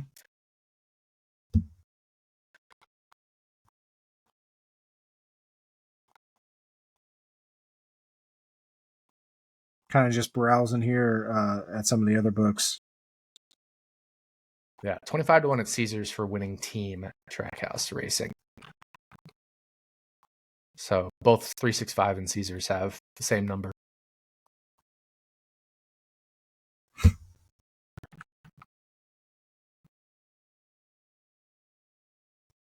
Let's see, best odds on Suarez individually. You said was what, 60 something? Yeah, 66 at MGM. Yep, MGM's been known to do the team bet occasionally. They have the best odds on Suarez, and as far as Ross Chastain, they're close to the best odds on Ross Chastain. You mentioned FanDuel moved to 30. Caesars has 35. BetMGM is 35. The Canby books have 40. Maybe the Canby books, if you have that and aren't limited to pennies, you can get some money down there on a team bet. Let me check if they have a team bet. I see manufacturer. Yeah, I didn't see team. Race props. No, I don't see a team bet at the Canby book. Sometimes they have it. Here we go. You have to go to group betting and winning team. Trackhouse is only 22 there. Interesting. Yeah, I mean, I think I like Ross 45. I'm a little on the fence about Suarez. But if you want to have that extra car, I don't hate team at 25-1 for Trackhouse. Here's an interesting one for you. Daniel Suarez finishing position on Caesars over under 17.5. Oh, yeah. Let's do the under on that. That's the good one. That's a good one. I like that. I mean, we have to bet the under, right? I think so. I think you just kind of have to. Given how good he's been here, given their improved, nature. I mean, look, Daniel Suarez finished 5th at Texas. He wasn't very good, but he finished 5th. But at Vegas, right after his win, he finished 11th and ran better there. Obviously, he did that weird no tire strategy, so it makes his flags look really bad. Or I should say, it makes his screen flag speed look bad. His flags is better, is what I meant. It's tough, though. I mean, he wasn't good at Kansas. He wasn't good at Texas, even though he finished 5th. Charlotte, I think he was good, and something happened there, or they ran out of time, like bad strategy, and then the rain came. I think he was good at Charlotte, if I remember correctly. We also have to remember that, during this time and these, like when we're looking at Kansas and everything, that's when they were testing. And that's when they, and that's another 16th at Pocono a few weeks ago. 8th at Indy, which that was more strategy than speed, but I don't know. 17.5, I think minus 120. I think you bet it. Well, what about Ricky Stenhouse Jr.? 23.5. Yep, that's another one. I like the under. I don't know if I can do it, but I like the under.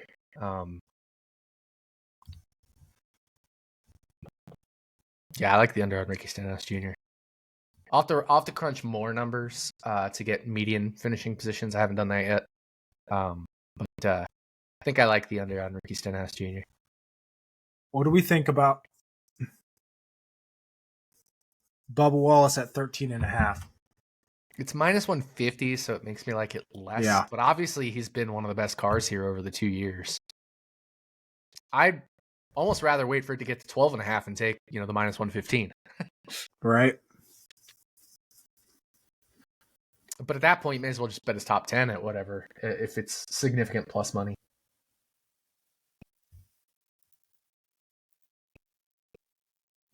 Now, you can get minus 115 on his top 10 at best right now, unless Bet365 has something better. Bet365 has it as plus 110. Plus 110. Yeah, as does Fanatics. I think I still like under 12.5 minus 115 better because you get 2 extra positions there for 25 cents. So I'm out on the top 10 on Bubba. If we can get a minus 115, 12.5 on Bubba Wallace is under 12.5. I think the juice at minus 150 under 13.5 is a little bit of a turnoff. But again, I need to run my full final numbers here to see.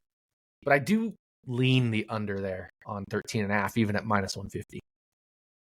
A lot of unders. Usually I'm an overs better on finishing position because they don't properly factor in shit happening. I'm betting Suarez's under position right now. Interesting. Yeah, I haven't done it yet, but I like it. Stenhouse, Bubba, and Suarez. I like all 3 unders. I just don't know. I need to run the numbers before I do it,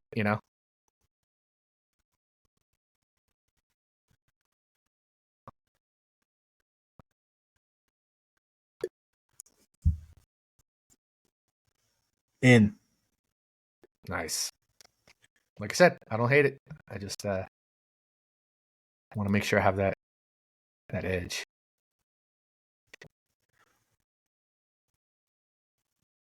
But yeah, there's no denying how good Suarez, Bubba Wallace have been here. Eric Jones.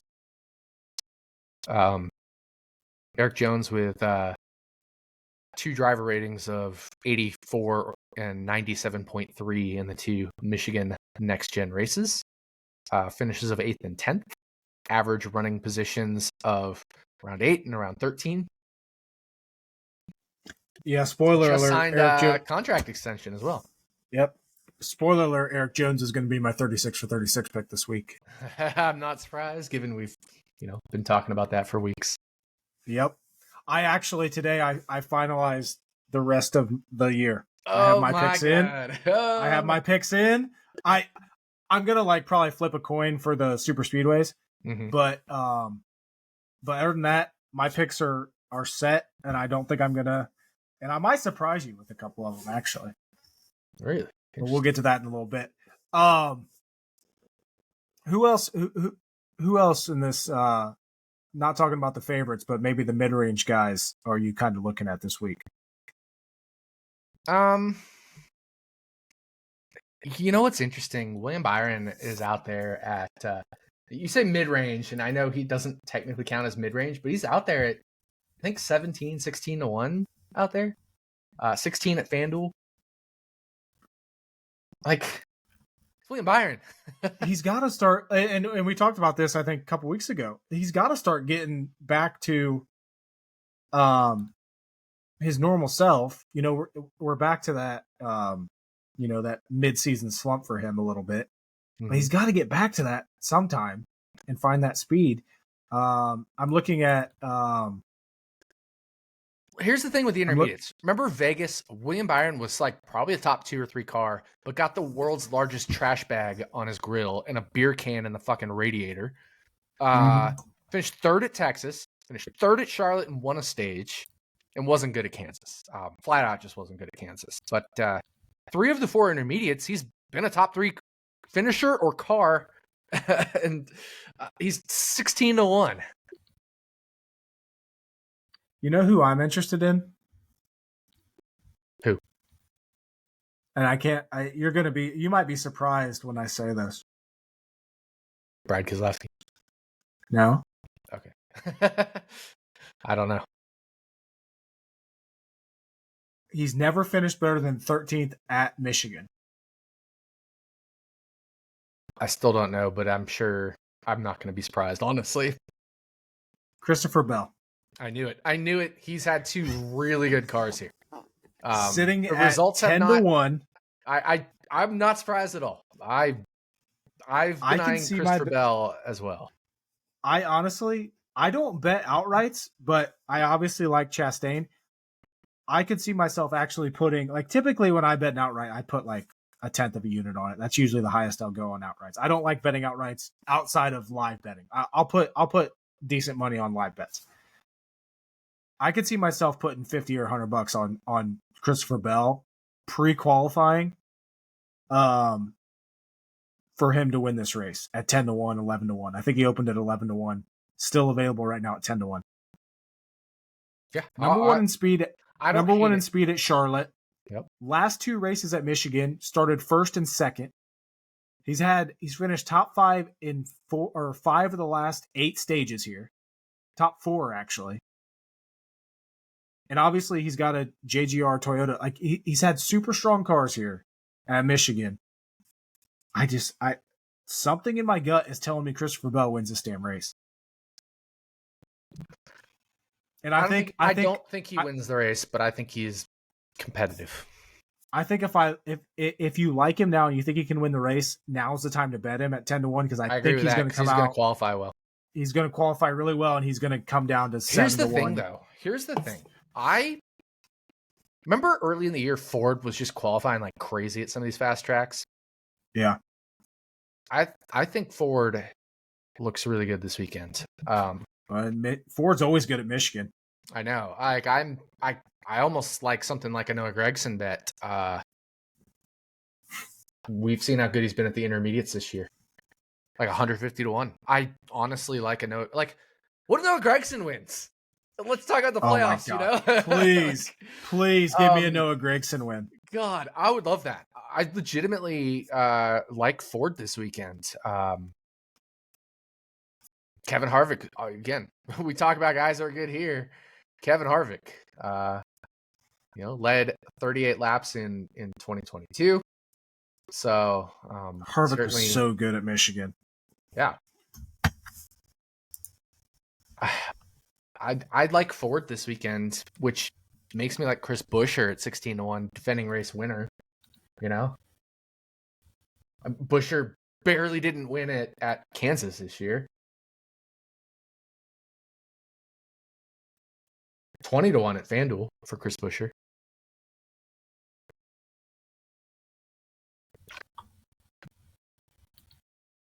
Yeah, I agree. I think there's value there. Ford, if we look at the horsepower races we recently had, Ford won Pocono. Blaney held off Denny Hamlin. And almost won Indy with Keselowski and Blaney. And here's the thing. They make horsepower and they make mileage. We saw Joey Logano win the mileage race in Nashville. Blaney and Kez almost win the mileage races at Indy. So if it comes down to mileage, which is not unusual for Michigan, even in the stage era, and they make horsepower, Ford looks really good this weekend. Just from a pre-weekend perspective, if we look at winning manufacturer, Ford's favored over Chevy, I think, in a lot of places.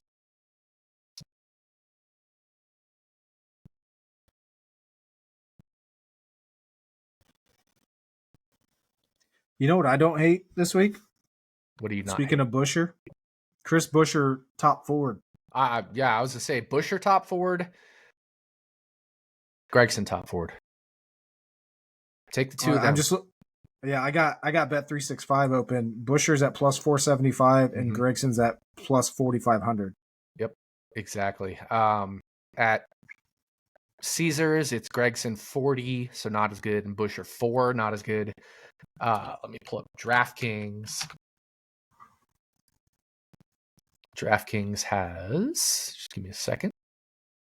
35 on Gregson's not as good.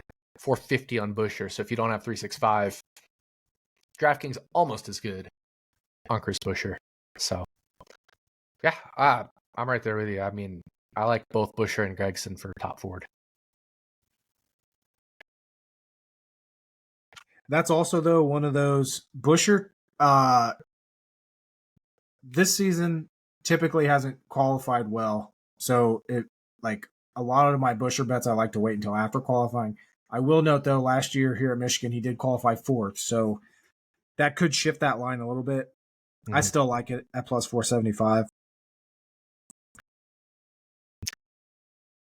Gregson in Xfinity, second at Michigan, third at Michigan, and third at Michigan. Pretty good here.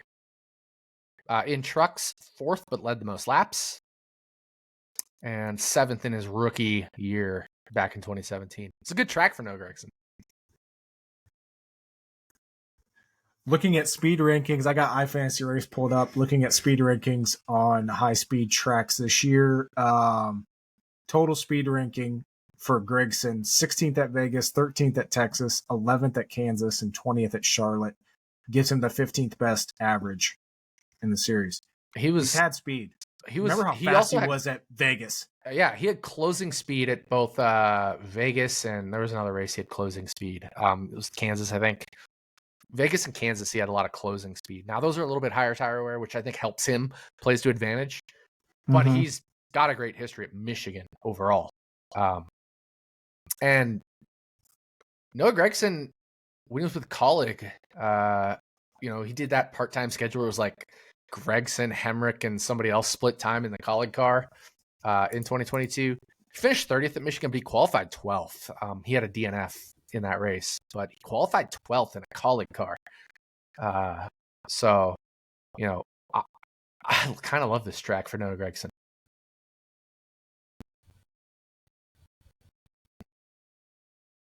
Looking at someone else that is really good on this speed chart that I have from iFantasy Race, and I'm really curious now because his track record here at Michigan is not good at all.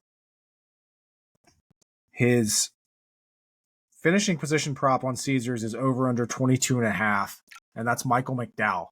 7th in speed at Texas, 15th in speed at Kansas, and 12th in speed at Charlotte.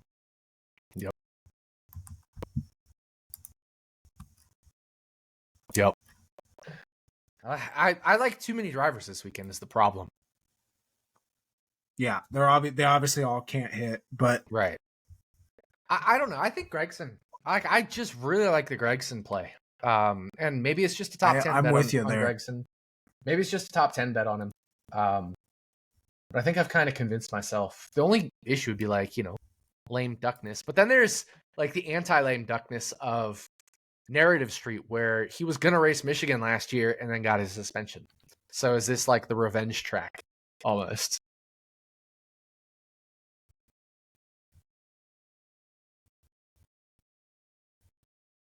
I think I'm in on this McDowell bet. Plus 470 for a top 10 for Noah Gragson at FanDuel.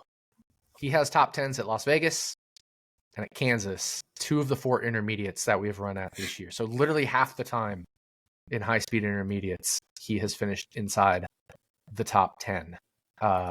Where'd you say that was? Sorry. Plus 470 at FanDuel for Noah Gragson top 10. Let me see if Bet365 has similar. 450. So yeah, that's fine too.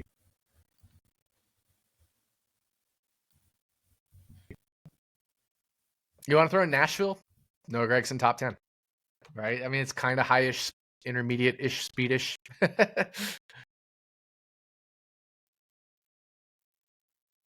mean, you're qualifying at 158, 59 miles an hour. Yeah, I like that too. Man, I am liking a lot more bets for this Michigan race than I thought I would. Yeah. Gregson's been really good in the intermediate package as a whole if you want to bring in other less comparable tracks. But right. yeah, been really good at the high speed or in the intermediate package, I should say. Overall.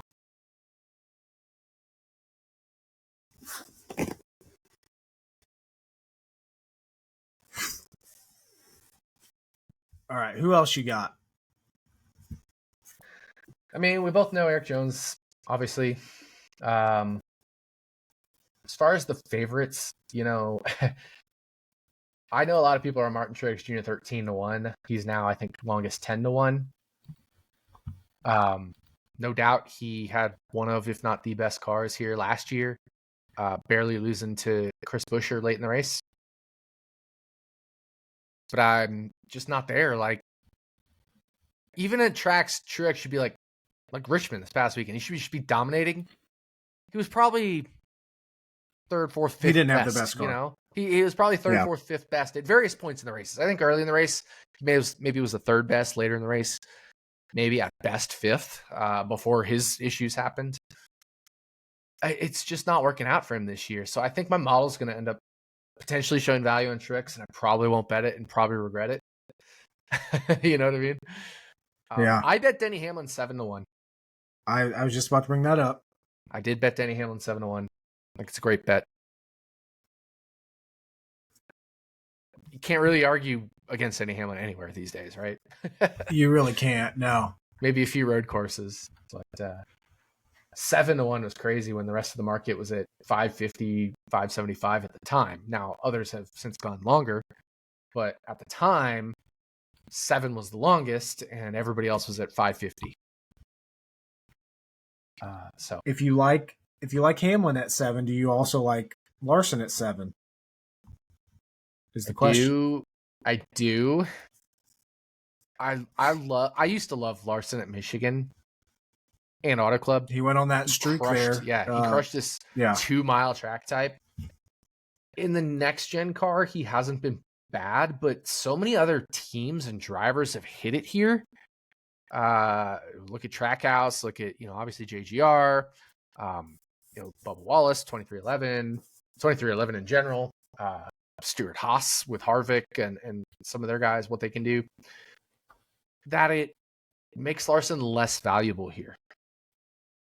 So 7 feels good. Like, it looks good. It feels good, but I'm not so sure it is good. And I could say the same thing about Denny Hamlin, but Denny Hamlin's been better here than Larson has in the next gen car. So it makes me feel much better about Denny Hamlin, because I do show value on that in my model for Denny Hamlin. But I'm not there on Larson. Yeah, you look at, obviously Larson has those 3 wins here at Michigan. He's finished top 5 in 3 of the last 4 races here, but you look at the 2 next gen races. He's led 2 laps total, driver ratings of 93.3 and 105.3.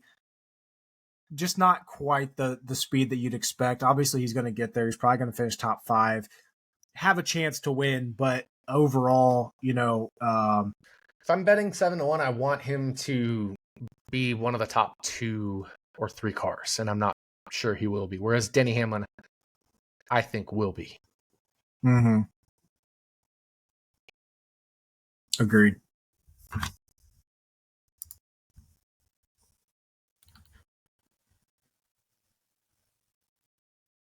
What about a guy like Ryan Blaney? Won here in 2021. I like Ford. Top 10. I do like Ford. Yep. I do just like won Ford. Pocono. Yep. Yeah, no, I like Ford this weekend. I think they're going to be strong. The horsepower and the mileage combination really works for them. Obviously, Toyota makes amazing horsepower, but they don't make the mileage. So if it does somehow come down to mileage, that's always a factor to think about. And Chevy's just like in the middle. Like, Chevy's like good at everything, but not like peak at everything or worst at everything. Right. So Chevy's really well rounded, but I think this is historically, Michigan has been a great Ford track. I mean, it was a Roger Penske track, right? So right. This has traditionally been a great Ford track, and I think it'll continue to be a very good Ford track. I think Ford will qualify really well. I haven't looked at qualifying bets. I hate betting qualifying. I've literally never won a qualifying bet in my life. But I wouldn't hate, trying to sprinkle on some Fords to win certain qualifying bets.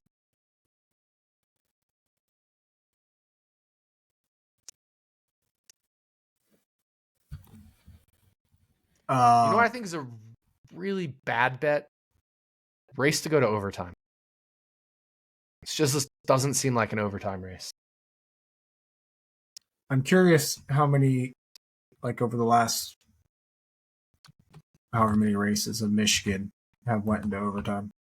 Because I remember both Richmond races went to overtime this year, and they were both over plus 400 to go to overtime.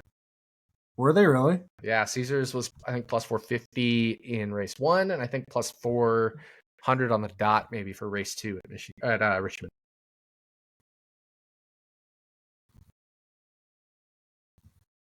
Yeah, now I'm curious, when was the last time a Michigan race went to overtime? I think it was August 2020. It went 161 laps. But that's a short race. That was COVID year. COVID year, yeah. But the race would have been 160, I think, and that would have went overtime. Yep. Yeah, I think that's right. And then the second race that year went 156, which I think would be overtime as well. Yeah, both 2020 races must have gone overtime. But aside from those, I mean, then it was 2019. 2019 June. Mm-hmm. So yeah, it hasn't been for a handful of races. Maybe it's not that bad of a bet.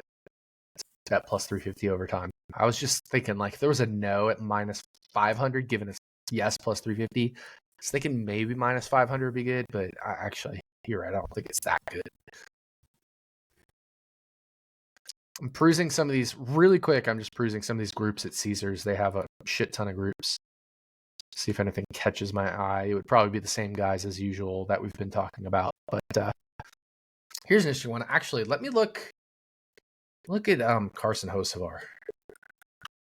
I want to know what he's been like potentially at Michigan in the Truck Series. I don't know if they raced there. I always forget the Truck Series schedule. I know in the past they raced at Michigan, but I don't think they have in recent years. No, they haven't. He's not run at Michigan in trucks. He ran Michigan last year for Spire and Xfinity. He finished 32nd. So obviously something happened. Started 7th. But yeah, he got something happened clearly, but he didn't finish top 10 in either stage. So I was thinking maybe Carson Hocevar might be interesting here because he's really good at intermediates, but I haven't seen any data to be like, yay, Carson Hocevar. Plus, I hate him. He's also dislike betting on him. Okay. Here we go. Ricky Stenhouse Jr., Group D at Caesars. Who's he going against? Austin Dillon, Chase Briscoe, Todd Gilliland, and Michael McDowell. Like, I honestly think he could be the best of that group, and McDowell plus 420 isn't terrible either. They're the two longest priced.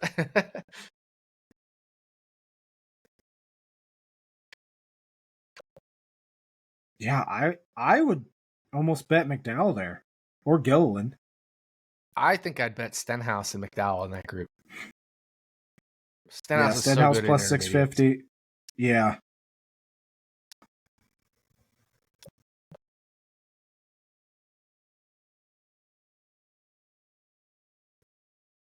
Also, I just bet McDowell under 22.5 finishing position. I gotta really crunch some numbers in terms of median finishes for those finishing positions. Haven't done it yet. I just need to pull, I have to type in a code in my model to pull the median finishes, so I just need to do that. But I don't have it up in front of me right now. Can't run that or anything at this point while we're recording. Oh. Yeah. All right. I like Stenhouse and McDowell just on the eyeball test from Group D at Caesars. Yeah, that's what sucks is the six driver group. I hate 6-driver groups. It's 5-driver group. Mine's showing 6. Mine's showing Haley too. Oh, view more. I didn't even see that. Oh yeah, but I don't give a shit about Haley. 6-driver group means if everybody was equal, it'd be plus 500 is fair. And I think Stenhouse is better than the average driver in this group.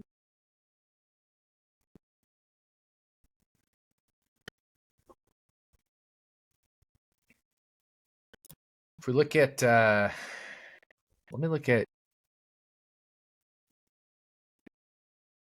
let me take out any driver that had, so Stenhouse finished 33rd at Michigan in 2022, but he had DNF. McDowell had a DNF in 2022. But last year, Stenhouse finished 21st. McDowell finished 24th. Stenhouse was a mile an hour faster on speed. I'm not too worried about Justin Haley. Gilliland last year finished 29th, was really slow. Slower than McDowell. Half a mile an hour slower than McDowell.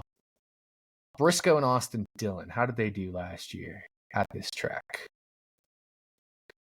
Austin Dillon finished 13th. Yeah, actually, Michigan's a good track for Austin Dillon. But was slightly slower than Stenhouse in speed. And I take that back, was faster than... No, I'm looking at 2022. 23, slightly slower than Stenhouse in speed, finished 19th. Barely ahead of Stenhouse. But we're getting significant plus money on Stenhouse. And Chase Briscoe last year, slow. I like Stenhouse. I like Stenhouse plus 650. I'm with you on that. I will note, though, with Briscoe, they were so bad in the intermediate package last year, and they have improved this year. But remember, they got better in the second half of the season last year. That's true. That's true. They got a lot better at the second half of the season for Briscoe. You're right. It was absolutely terrible at the start of the year. Oh, yeah. But he was worse than the shit boxes. I mean, he finished 10th at Texas. He finished 19th at Kansas in the playoffs. So they got so much better in the second half of the year on the intermediate package. But I don't think they were good at Michigan. And if we look at Briscoe at Michigan in general, not been a great track for him throughout the various series. Tends to finish worse than his playoffs or his final point standings, which is one thing I like to always do is like your track quality, right? Like it's a bad track quality for Briscoe. This isn't a good track for him, regardless of what series it's been. So fade Briscoe like it's Blaney at Richmond, huh? No, not that bad. I mean, he finished 11th his rookie year at Michigan, right?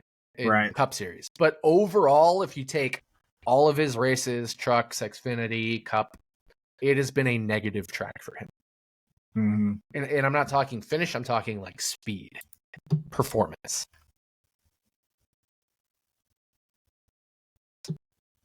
So yeah, I think I like Stenhouse plus 650 in that group. I agree. Dillon, you have to worry about probably 4 of those, all 4 that are shorter than Stenhouse. But I would probably take Stenhouse in a head-to-head against maybe all of them, maybe not Austin Dillon, but potentially. At plus 650, I think you have like... That's the point. You're getting so much better plus money on Stenhouse. Dillon's plus 280. And Stenhouse is plus 650 in a 6-car group where plus 500 is fair. And I think he's better than the average driver in this group. There's no runaway driver here, right? Like if it was, I can understand if Stenhouse is better than the average driver in this group, but one of them was Kyle Larson, then you wouldn't bet him as the average driver because Larson won this group so much of the time. But there's no standout here. So plus 650 is definitely value on Ricky Stenhouse Jr. in Group D here. Mm-hmm. Have you locked it in yet? And here's the thing. I like this better than the finishing position bet on Stenhouse, which I do like under 23.5. Because if he finishes under 23.5, there's a pretty good chance he wins the group, right? Right. I wouldn't say like a great chance, but a decent chance he wins the group just by finishing 19th. I'm locking this. Yeah, in.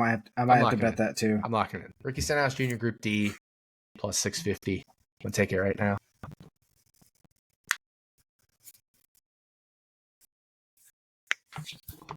Boom. In. Hell yeah. Let's go. All right. You got anything else for Michigan? No, sir. All right. Hopefully there's no intentional crashing at the end of this race, because you don't want to do that at Michigan. You know what's funny is, you talked about Dillon having speed at Michigan. You remember the race that he had like legitimate I remember it. Keselowski hit him after the stage ended. After the stage ended. Yeah. Yep. Keselowski felt terrible. It was a complete accident. He was expecting Dillon to stay down on the apron there after the stage, and so Keselowski didn't go up or whatever and kept speed, and it was a total fluke thing. And Dillon actually apologized. If you listen to the radio, Dillon's like, "Oh, I'm so sorry, guys," even though it was Keselowski's fault. And then Keselowski was like, "I'm sorry, guys." It's one of those weird circumstances. So yeah, I'm definitely concerned about Dillon for the Stenhouse bet, but at that plus money, I like Stenhouse. Agreed. I remember it very well because I was at the track. I was watching the race. Yeah. And I was very heavy on Austin Dillon in DFS. Yeah. And that happened, and I'm like, what the actual, just one of those days. Oh, I know. I think I was heavy on him then too, whether it was DFS or betting or something. He had so much speed that weekend. He was great. Michigan's a good track for Austin Dillon. Let's definitely point that out. But in the next gen era, it hasn't been quite as kind to him. Right. All right. Picks to win, 36 for 36. As I've said a couple times on this show, I'm on a cold streak of epic proportions right now. You look at the last 8 races. I've picked a driver that's finished 37th 3 times. Damn. Including Martin Truex Jr. last week. I also have a couple of mid-20s finishes in there. I haven't had a top 5 finish in my pick to win since Hamlin at Gateway. Yeah. Just absolute shit show right now on my picks to win. So who do I want to jinx this week? Who am I not liking this week? I think is the question.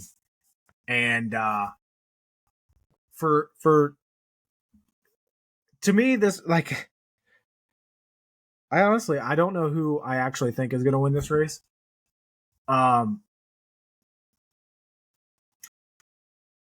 Give me Ty Gibbs. Just because I want to see if this jinx continues, and I want this playoff picture. I'm fucking doing it. I'm fucking doing it. No Gregson. No, there we go. I'm doing it. Okay. Here was my thought process. I went out on a limb last week with Brad Keselowski and shit the bed, so I was not going to go out on a limb this week. But then you said Ty Gibbs. I'm like, who is Ty Gibbs' arch rival? Noah Gragson. Right? They're fucking arch rivals. I have to do it. So, and I kind of like Gregson this week anyway. I don't think he's going to win. I think it's a terrible pick to win, but I think he's going to be decent.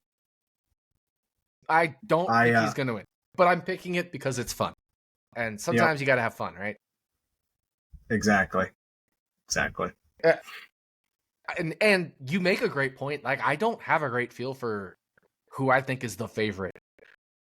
No, I could see Christopher Bell. I could see Denny Hamlin. I could see Ryan Blaney. I could see Chris Buescher. I could see, there's so many guys. Ross Chastain. I could see so many guys winning. That's whatever. Just pick something. I don't care. We've gotten so used to over the last, since the All-Star break, it's been a lot of races where the favorite has won outside of Richmond last weekend.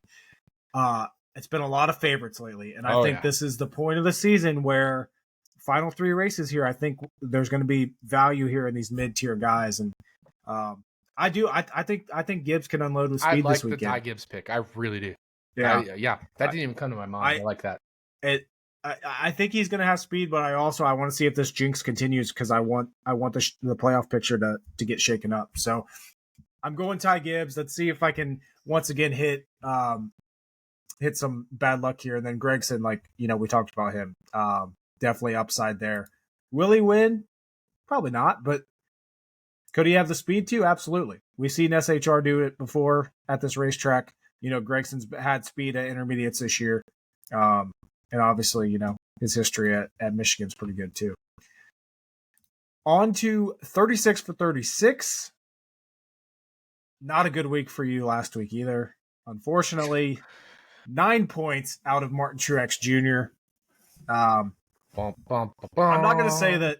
I'm not gonna give myself the win in this contest by any means. I messaged you. I know said it's over. You messaged me and said congratulations on wrapping it up. I'm not gonna take the win yet, but here's the thing: we have to decide what to do if Austin Dillon gets 50 points taken away.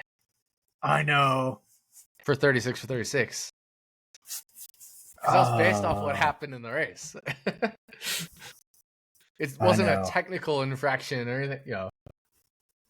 We have to figure that out. I don't know if there's we may have to consult Steve Luvender on what they're doing. Right?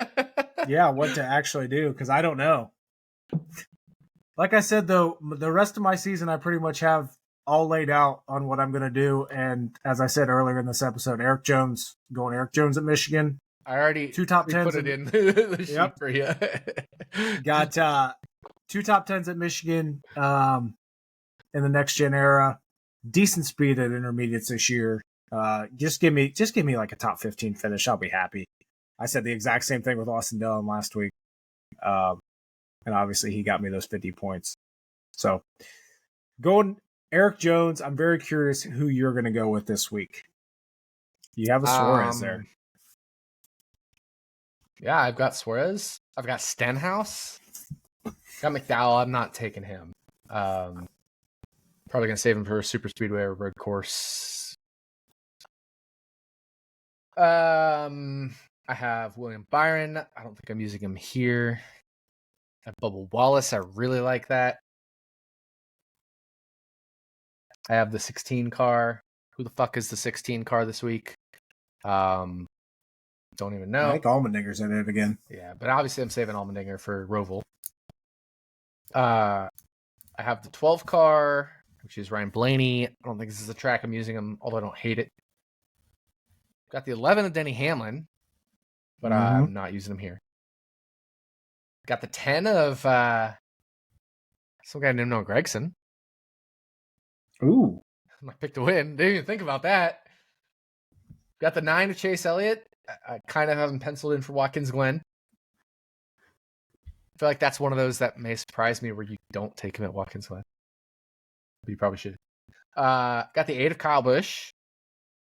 Got the 5 of Kyle Larson. Definitely not taking him here, even though he has a very good history, not in the next gen car. And I have the 4 of Josh Berry. I've got him penciled in for a short flat.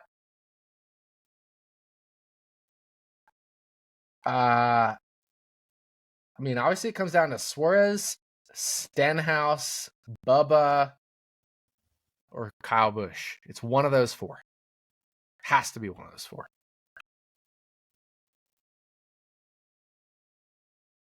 And I'm looking at where have these drivers finished the best this year. And Suarez has not finished the best at these intermediates. I know there's been some testing stuff and all that. So I'm going to rule out Suarez. Stenhouse, I love at Bristol. And I like at the super speedways. So I have options there with him. Bubba Wallace, I love at Kansas and Vegas as well. Kyle Busch, I love at Kansas and Vegas as well. Whereas Kyle Busch finished really well this year. He finished 9th at Texas, 8th at Kansas, led a bunch of laps at Las Vegas, 15th at Charlotte, but we didn't really get a full race there. So to me, it's between Bubba and Kyle Busch, I think. I don't know what to do. It's between those 2. I will note, Bubba was not good at Kansas earlier this year. That's true. It's true.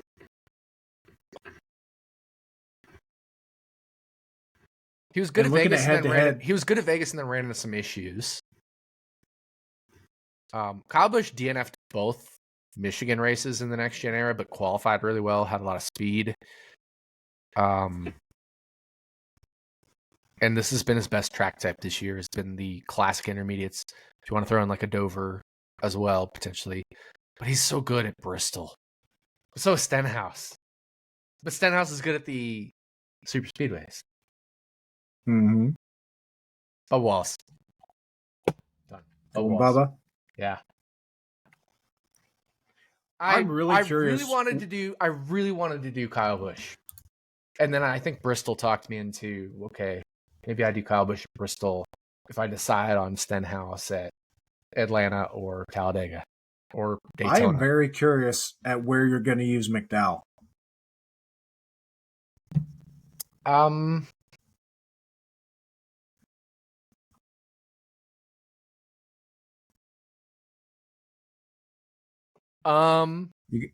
going to use him at a super speedway?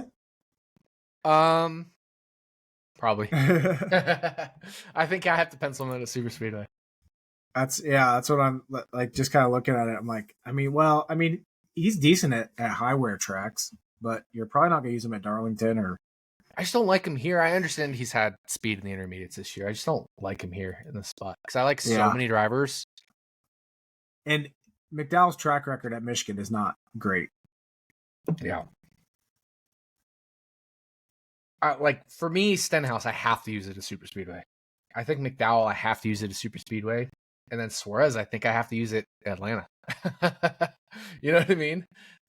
I could use Suarez here and punt Bubba to a different track, which I do like. I mean, I like Bubba at Kansas and Las Vegas. Maybe I'm talking myself into a Suarez pick here, but Suarez has been so bad at the intermediates this year. Other than Charlotte, where he actually was good, which is the most recent intermediate. But he didn't finish well. With 3 super speedway races left, you're penciling in Suarez, Stenhouse, and McDowell. I think so. Yeah.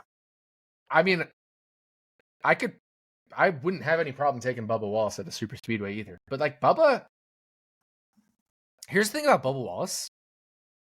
He's like a Denny Hamlin Jr. almost at this point, where he's good basically everywhere except road courses. Mm-hmm.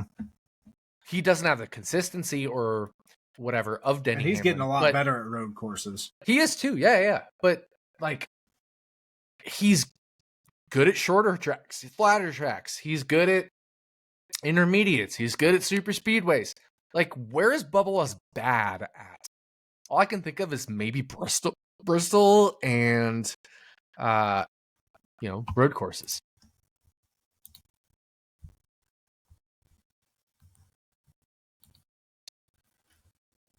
Maybe, like he's not bad anywhere.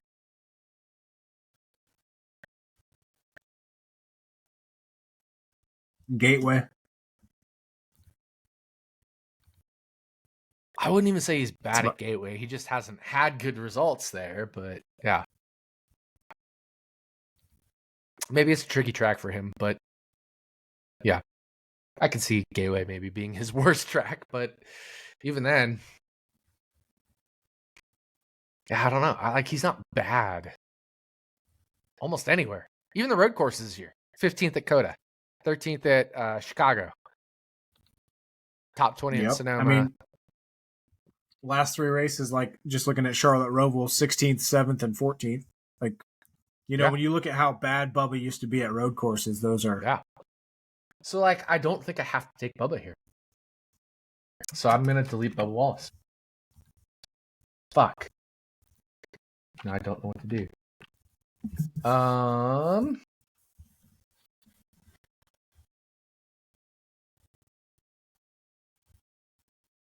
going to go with what I originally thought, Kyle Busch. I don't know where else I'm going to take Kyle Busch. Other than maybe Bristol. But I think I can finagle a Bristol in there. Maybe it's Blaney, maybe it's Hamlin or Byron or... Bristol's going to be one of those that you're going to be really surprised at who I pick. Kyle Larson, I like at Bristol. I might have to save Kyle Larson for Bristol. Fuck, I really like Kyle Busch at Bristol. I think I'm gonna save Kyle Larson for Bristol. I'm gonna go because I can't use Larson here, so I'm gonna go Kyle Busch. You could use Grigson. Oh, dude. Yeah, I can. Martinsville is where I have Josh Berry kind of penciled in. I was thinking about Gregson at Vegas and Kansas, obviously, because similar to what he's done earlier this year at those tracks.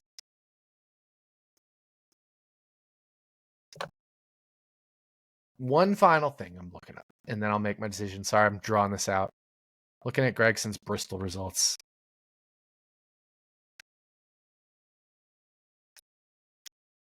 Gregson's pretty good at Bristol. Won in the Xfinity Series. Twice. I picked Grigson in the first Bristol race, if you remember, and then he wrecked and got me 3 points. Maybe that's my opportunity to make shit up. Pull the old Austin Dillon. Yep. All right, you convinced me. Kyle Busch it is. I'm taking Gregson for fucking Bristol. That's funny because just like Austin Dillon, you picked him at Richmond 1, I picked him at Richmond 2. Mm-hmm. All right, Kyle Busch it is. I like that I like that you just Eric Jones done. I've planned everything out. I like that I'm just hemming and hawing about things because it makes it a little more dramatic. And I'm not trying to be dramatic. I don't know. I like going and seeing my pants type stuff. It's fun, right? Like if I really wanted like a data analytically map out like NFL survivor pool, I could do that. I don't want to.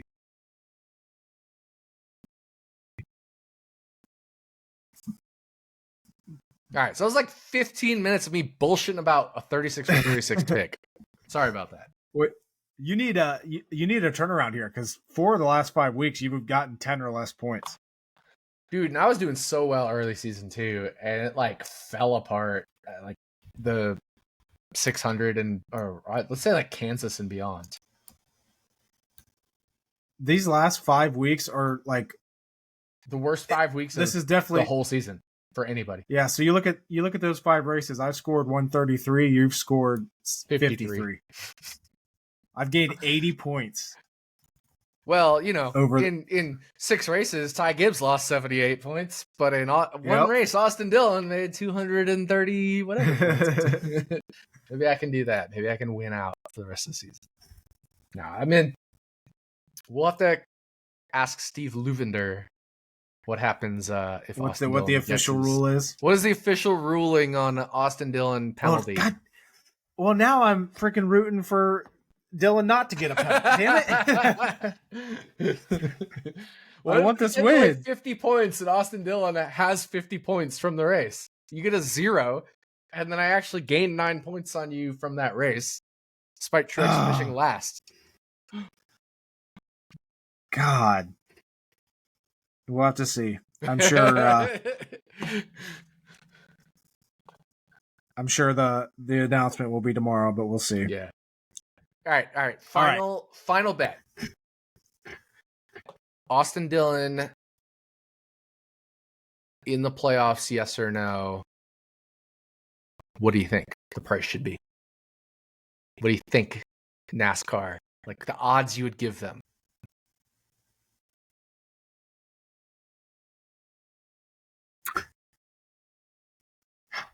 So no to not be in the playoffs. Are you making it favored or an underdog? Says a lot that we have no idea. Minus 115. And no would be minus 105 then? Or yes would be minus 105 then? Yes would be plus 105. Well, no, like, so minus 110 and minus 110 is like standard, right? So right, but if I go minus 115, you go. Then it would go even minus 105 for 5 cents each way. That's like pretty standard. You go plus 105. No, you go minus 105. That's the standard. If you go off minus 110, minus 110. Oh yeah, off of 110. Yeah. If you were taking no juice whatsoever, you'd just be minus 115 plus 115. Right. Yep. So yeah, minus 105, yes. Minus 115, no. Yeah. So just a slight favorite. Maybe an even plus, or maybe an even minus 120. But in that range is where I'm at. I think I'm going minus 140. No. Oh, wow. I'm leaning towards NASCAR is going to take it away. Hopefully. So encumber the win. Don't take the points. Plus whatever it is equivalent, yes. Plus 120, 125, something like that. Yeah. We shall see. I'm sure we'll get an announcement tomorrow. Yeah. It'll be wild. I have no idea what to expect. Nope. It's a huge deal, man. It's a huge deal. This is going to change, or I shouldn't say change. It's going to set the direction for NASCAR, like for a long time. Hopefully they don't drag it out like they did fucking Larson, though. Yeah. The fucking waiver announcement or whatever. Yeah. Yep. All right. That's all I got.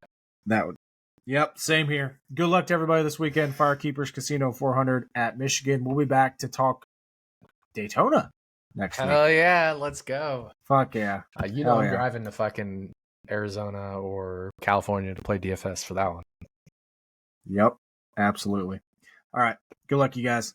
See ya.